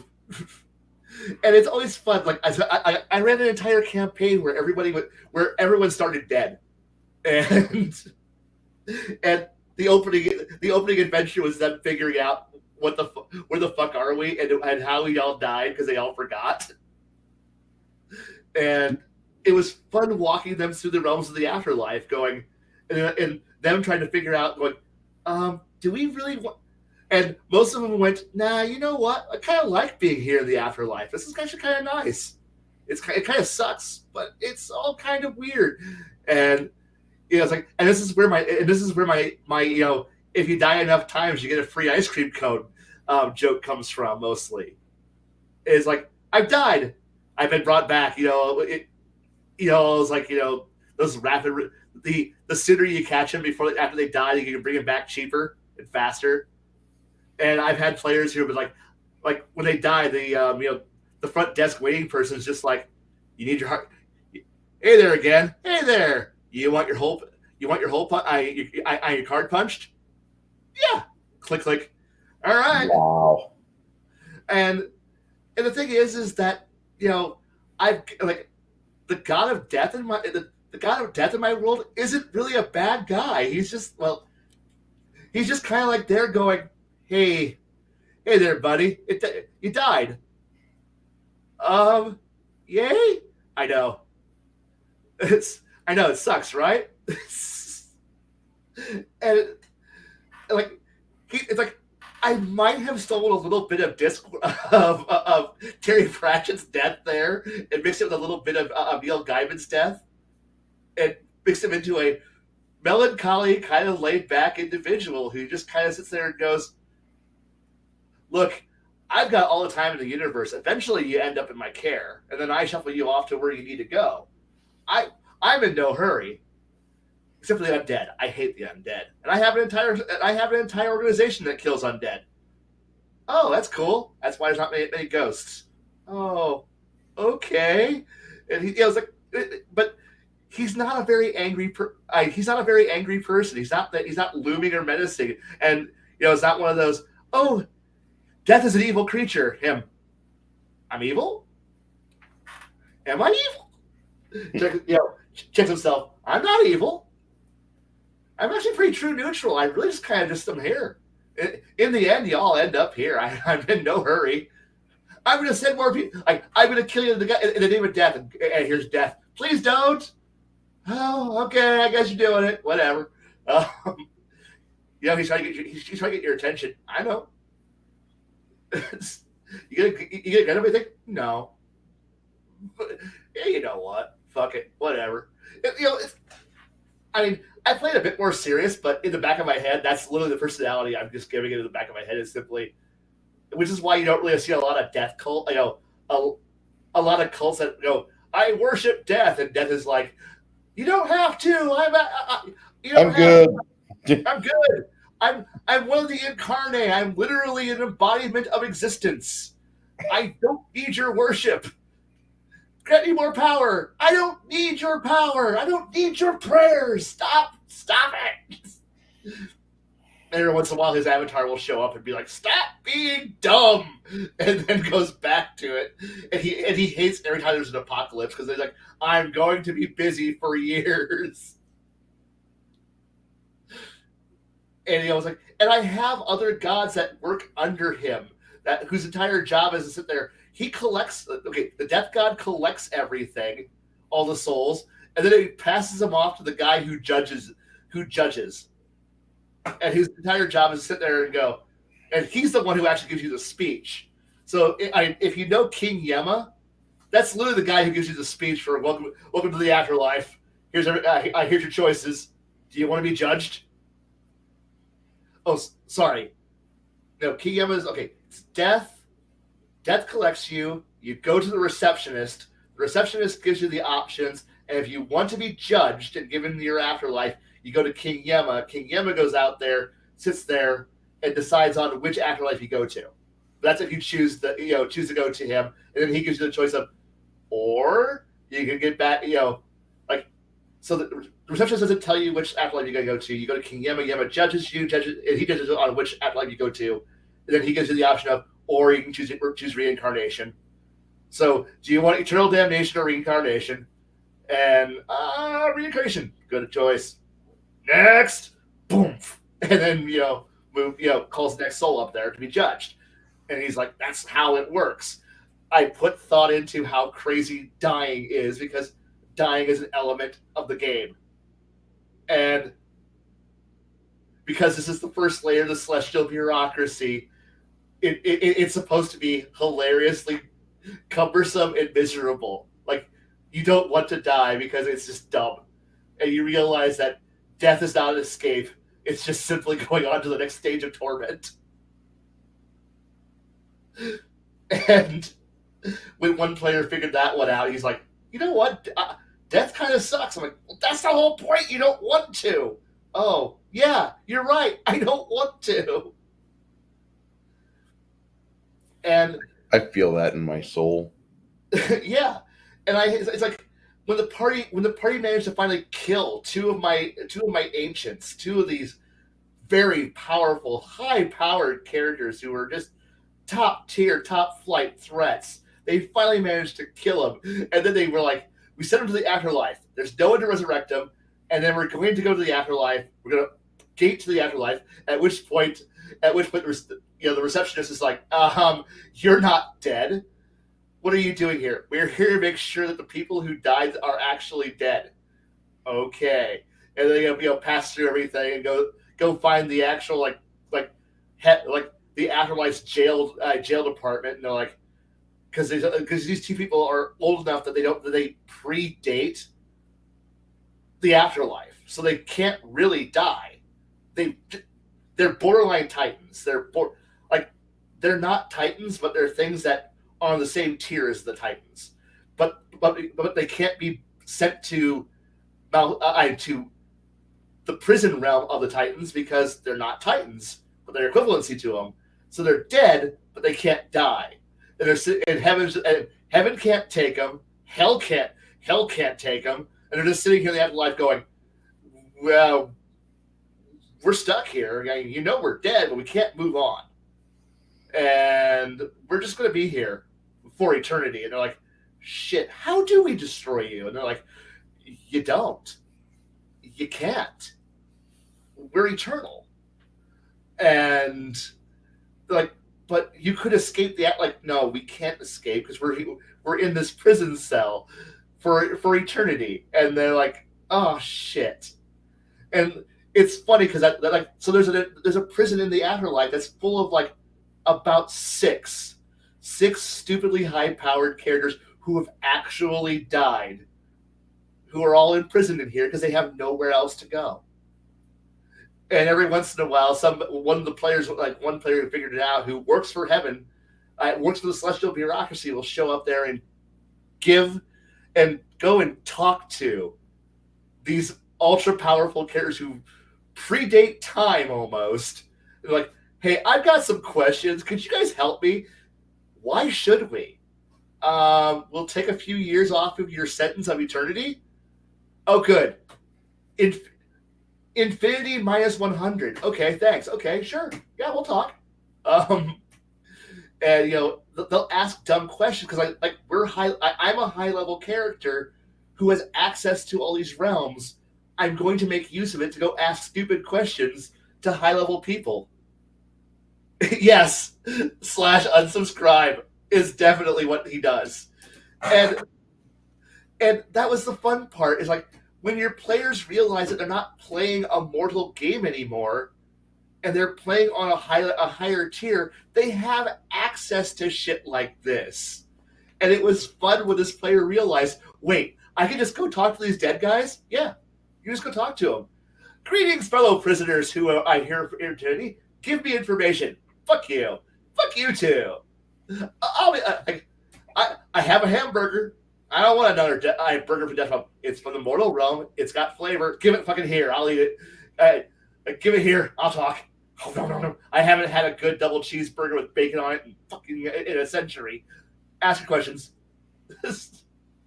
And it's like, but I also have dumb shit that when players are high tier, that they start to figure out, wait, what do you mean?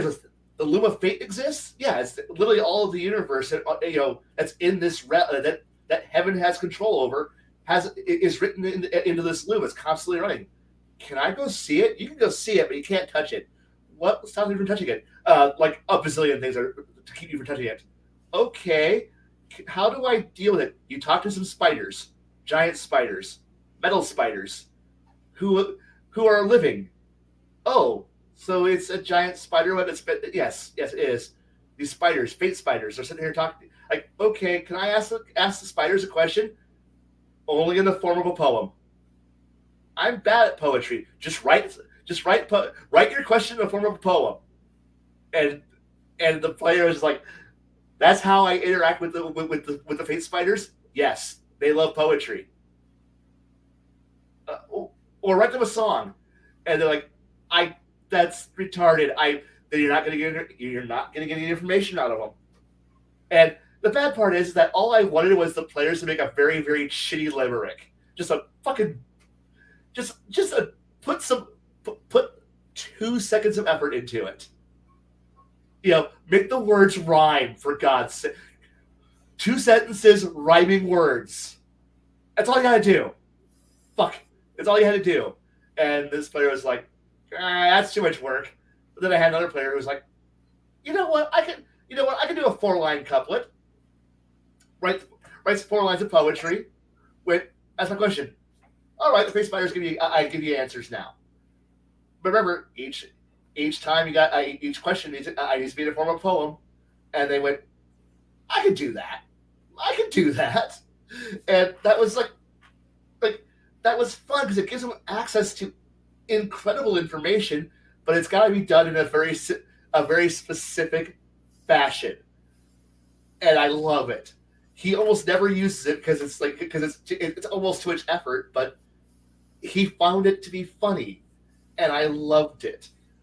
But these are the things that players did, and the entire point of where my campaign setting started was because 4 people decided to create a perfect world to piss off and capture and entrap 2 other players.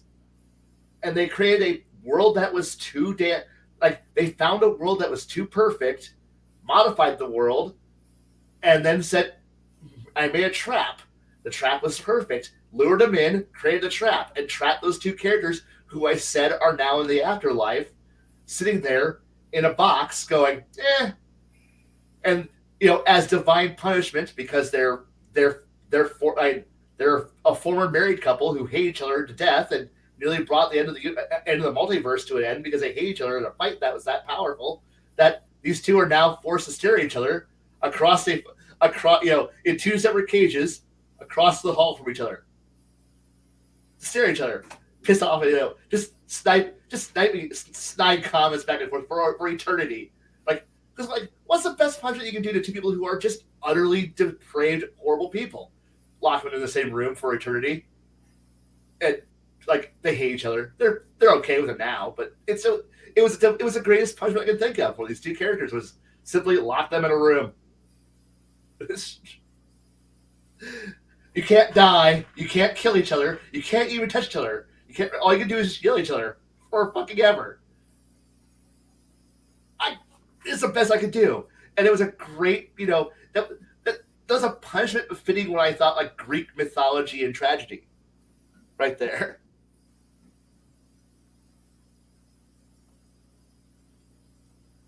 Did I lose you? Nope.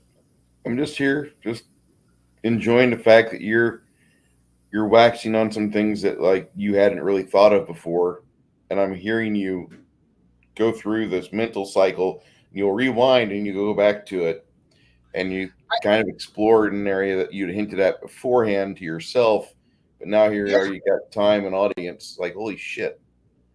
And the thing is, these are things that I think about, I write down, I work, and then I would used to just talk to people.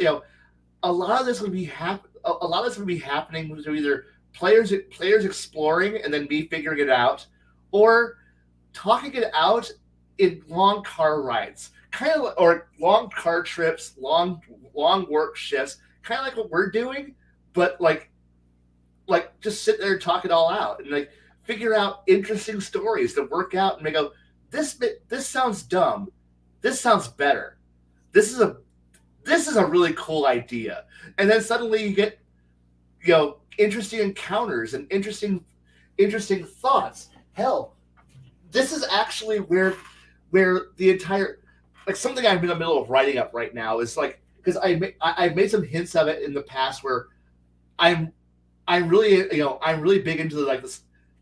I like the Silurian hypothesis, the idea of a precursor civilization before ours, and I wanted to explain where everything came from, and I needed to understand what came before the modern humanoid civilization in my settings. And I'm like, well, of course I like dragon kings and dragonkin and kobolds and dragons. Where the fuck did they come from? And then I'm like, well, of course they came from dinosaurs. And of course there was an intelligent dinosaur species that was first. The Silurian race was Mysaurians. Mysaurians had a civilization. They built it. It was amazing. Did they have magic? No, but they were big into psionics. So they built a lot of sci-tech. They experimented. They created servant races that had magic. These races would become the dragons, and the dragons and a few other races that would eventually degenerate with time into the Dragonborn, into the Draconians, into kobolds. If a Saurian in the ancient past would look at where kobolds and dragonkin are at now, they would go, you've regressed so far. You're shadows of what you once were. And they'd be like, I'm just a big giant strong guy who's got colors. And they all go, sad. And this led to one player, one of the guys in the car ride asking the question of what happened to him? What happened to Civ Alpha? And I'm like, well, they were probably overthrown. Well, by who? By the dragons. Well, why would the dragons overthrow their Saurian masters? Because they asked to be treated like equals, and they had a rebellion against them, not because they hated them, but because they wanted to not be slaves. They're a manufactured species, and the machine. It was a biological machine uprising, kind of like Terminators, but with dragons against their masters, and the Saurians retreated off into a pocket dimension that is tied to another race, to another precursor race, but that left the dragons behind with, ruling the world after they were gone, and going, oh shit, and with Saurian artifacts still floating around, which the dragons are like, we don't know how to fix this shit. This is way more advanced than us. And then he's like, what were the Saurians building? And I'm like, well, they were building weapons. For what? What could they be afraid of? And I'm like, good question. And they're like, are you going to tell us? Because this all actually came from, they were exploring some dragon ruins, and they encountered this giant, when I say giant, like about 25-foot tall, mecha T-Rex with energy. What? Like a golem? Yeah, like a big metal golem that had energy attacks and claws. It was a big T-Rex looking golem of death, and they were like, "What the fuck is that?" And they found out it's called a Balfadoc, and then they found rumors of an even bigger one that was out there. They never found where the bigger one's at. It's a myth out there that the party was just like, best to forget that it exists and never find it. Because if one of these small things, which was considered to be an encounter combat suit, almost beat the living shit out of us this badly, and that thing was millions of years old and ill-maintained, and it nearly killed us. Can you imagine what one of those would have been like if it was intact in its prime? And they went, yeah, let's not find out what the rest of find more of them, or find out where, and I'm like, and one player, and the car right after me goes, where the fuck what the fuck was those? I go, it's called a Balfadoc. This is what it does. This is what it was built for. And Gigliathon, the big super weapon, they go, why would they want to build a Godzilla-sized Doom weapon? Was it to fight the dragons? No. The dragons were just the dragon uprising was literally just unplanned, and it made the Saurians retreat to a pocket dimension. So they're still out there? Oh yeah, they're still out there.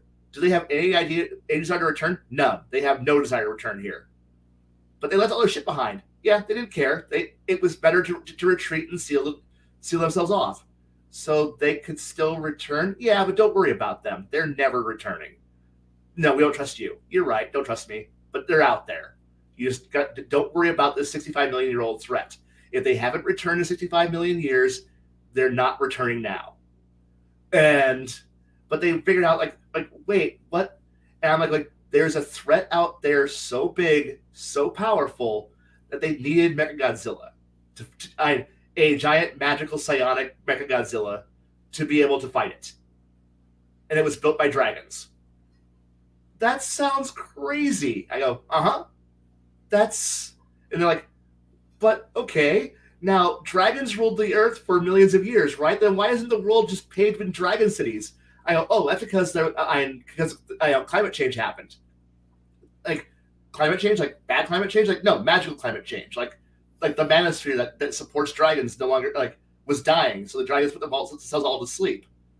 Mm-hmm. And okay, for a few million years, yeah, they only intended it to last for like 2 million years, but magic's wonky, and they pulled a Fry, a Futurama moment, and they woke up way late.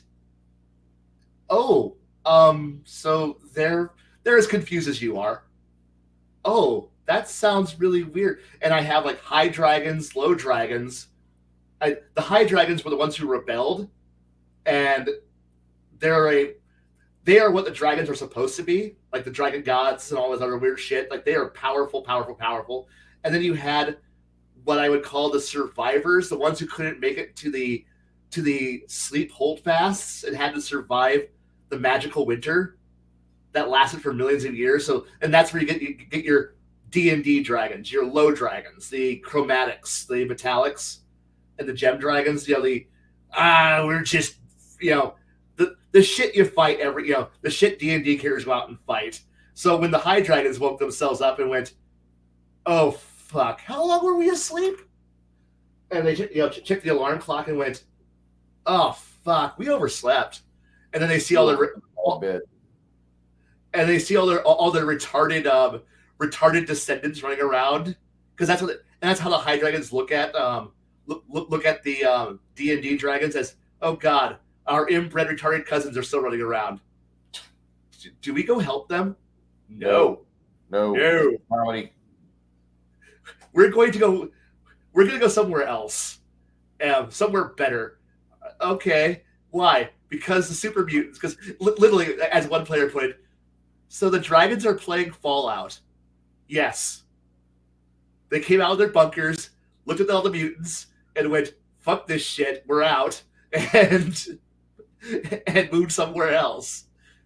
And they went, "That's hilarious. That is quite hilarious that the high dragons literally came out, found magical Fallout, and said, "Fuck this, we're done." And it's like, and we're all living in the ruins of this? Yes. Every once in a while, a high dragon shows up. So, did we shoot a high dragon in the chest with a battleship? Yes. Oh, okay. And that's when they realized, oh, so one of your major villains is one of the few high dragons still running around. Yes. And he's like a Philip J. Fry. No, he's not quite Philip J. Fry, but he's in a similar situation where he's just like, look, in my world, it was much nicer, much cooler. Your world sucks. It is stupid. And here's all these elves and humans staring at this dragon going, we're not stupid. Yes, you are. Lane, so, yeah. I apologize, man. I'm going to probably need to get going here, wrapping this up. But I mean, if we can find a stopping point in the next 5 minutes, that'd be good. Oh no, I'm good. I'm done with my stories. I can tell stories for hours on high level adventuring. I'm sorry. And that's really the way that, like, in all honesty, I would love to have table breakers to where we really don't even have like organized chat, but we like do a recap on what happened at our last table. That would be fun. Yeah, I think that'd be perfect because we're fucking game masters, Yeah. We should be telling stories and anecdotes. We really don't need to be like try to fill in the blank after this homogenized question. I don't want to do that. I want all the players, that are out there to hear how these DMs talk to each other and talk to one another about their various tables, and it's nothing against anybody that's sitting down with us now or before, but I do really enjoy that we have people that are willing to talk about those games. And I mean, I would love to be able to help get people their own tables so they could run, time and time and time again. Because that's really the joy of what this game is all the fucking fun times that we get to talk about what's going on at the table, and how the players reacted and how they were able to either critically think their way out of a corner, or how they're able to, well, I think the campaign ends here because we're dead. We can't outwit this NPC. He's very good. One of those two. And I want to see more discussions about table play. You know what I mean? I know right now it's not probably a good time for Jade, and if your game's not in session, if your school's not in session, you're not running. So I get it. But in the future, I would like that. That's just me. But I think that's one of the great things about this hobby is that you have some fun, exciting stories to talk about from just sitting down with friends and rolling click math rocks and having, that's the soul of the game. I know that sounds crazy because we got to think about what would Gary do? What would Gary and Dave do? We have to emulate them. They're the founders. We are the priors of their existence, and we are forever within their servitude. No, there's other people out there that when they want to make content or they want to run a table, they want to be able to have stuff like what we've already done. We take it for granted because we know when we sit down, we're going to have, there's going to be some funny shit to talk about after this session today. I know I've got stories from today as well, just from what I did today. Yeah. There's some stuff that I can't wait to be able to reflect on it with friends and be like, here's what happened. I had no hard copy of this rule set that I've got with my players, and they're going through just life as normal because they realize okay, I can run with this bare bones idea. I don't know. It's just my own perspective on things. But honestly, I tend to answer all the questions that I get asked with shit that I actually have run. Yeah. And that's why my answers tend to go on for a while, because I'm not talking about hypotheticals. I'm talking about shit that I've actually done with that part of the story. I want that. It's like because there's one thing I would love to hear. Because while yes, I can do Japanese mythology in my RPGs really well. I can do a lot of mythology, but the one thing I haven't touched really well is I loved how Connell and Jade were Jade and Baron are yeah, we're very very traditional, very very Irish Scottish mythology. Me, I'm going, that's one section I have not done a lot of work with. I was in my RPG, I've read about it, but I'm not. But outside of Changeling, I haven't dealt with it, with the actual myth. I've dealt with Changeling's mutations on it, but I want to hear the stories of them actually running their players through those worlds. I want to see a good version of. I want to see how somebody can mutate a Midsummer Night's Dream and give me I want to see here's Puck. How did your players deal with Puck? Here's Morrigan. How did your players deal with Morrigan? How did your players deal with all of these things? I know there's rules. We know there's laws. How did you make those rules fit your own? How did you convey the rules to make them your own? How did your players react? Because I want to know, so that way if I was to use them and not just simply be Changeling the Dreaming with Exalted slapped on top of it to create my and then throw an L5R throw on top of that into a nice little ball of what the fuckery. I want to hear somebody else's version so I can go steal that and add it and glue it to the ball of death that I've got, so I could use it. Because just saying it's Irish myth, I'm like, tell me more. I want to know more. I want to use more. It's like, because like you pointed out Ravenloft, and I liked, and while I hate Ravenloft is a fantastic setting to steal shit from. And I liked how you, I was listening to everything going, I could use that, I could steal that, I could borrow, I could shave and multiply and shave the numbers and then go, this is good. But if we could get to the idea of telling me of where you eventually want to get this, cool. I wouldn't mind that at all, because I'm sure all of us have our stories. And hell, even if we're not playing, if we're not running, but we're just playing, tell us the player's point of view of what your GM's doing right or wrong, or what you might have done if you were in those shoes. I want so badly to do this, to tell more. But anyway, wrapping up point. Thank you. Yes. Sorry. It's okay. You're good. 2 weeks from now. What do you want to talk about 2 weeks from now? Do you have an idea or not? I mean, not yet, but you know what? We'll figure it out. And hell, we'll just turn the camera on and start talking. And we got to this point, didn't we? Yeah, we did. And I think that's really something that I would like to see that happening with more of our affiliates. Like, it doesn't really happen enough. Bear talks about his tables. That I think Max might talk about his from time to time. But I mean, it doesn't really happen enough. And that's the thing. You know, you got to talk about what happens at your tables. Otherwise, nobody's going to be interested in going there. They're going to be more interested in what's going on their phone, what's going on their tablet, you know. And what's the current drama that's everyone's talking about? Alexander McCrease has made like $300,000 or $350,000 with his second edition Kickstarter for Adventure Conquer King system. Oh no! That's I wasn't caring. I wasn't actually being what the actual thing is drama was. No, I mean, what are we all going to be caring more about? Oh, the current drama thing, right? Yeah, that's true. We'll have to tune in to see what Max does on some random stream stuff. I don't know if I got time.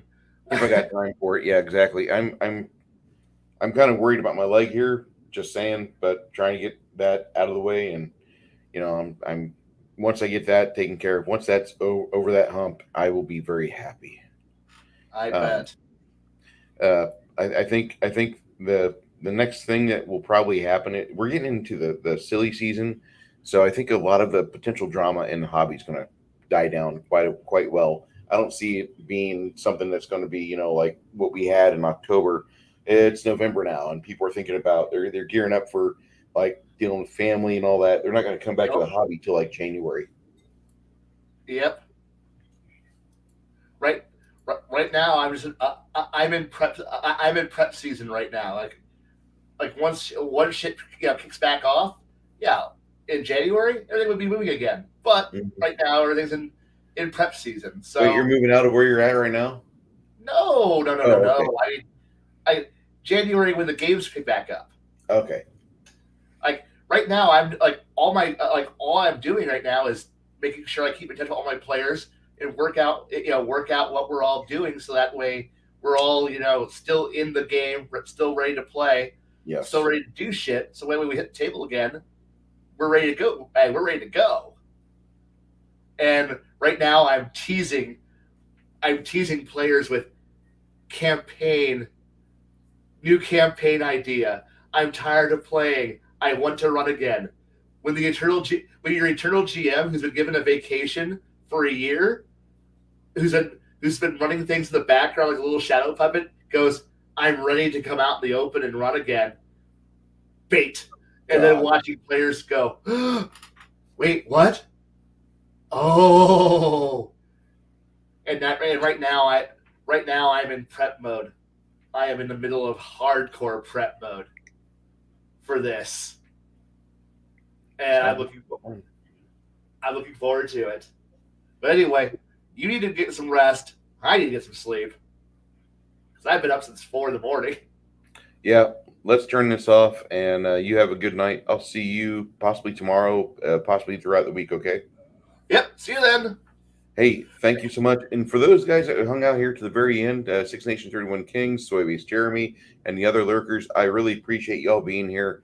And Very if much. I don't see you before the big Turkey Day celebration, I hope you have as little drama as possible. I hope it's very mundane, and I hope you get to see some family that you missed or friends that you missed. Thank you for being here. In the meantime, my name is Bruce. Take care, Khy. Take care, everybody. See y'all later. Later on.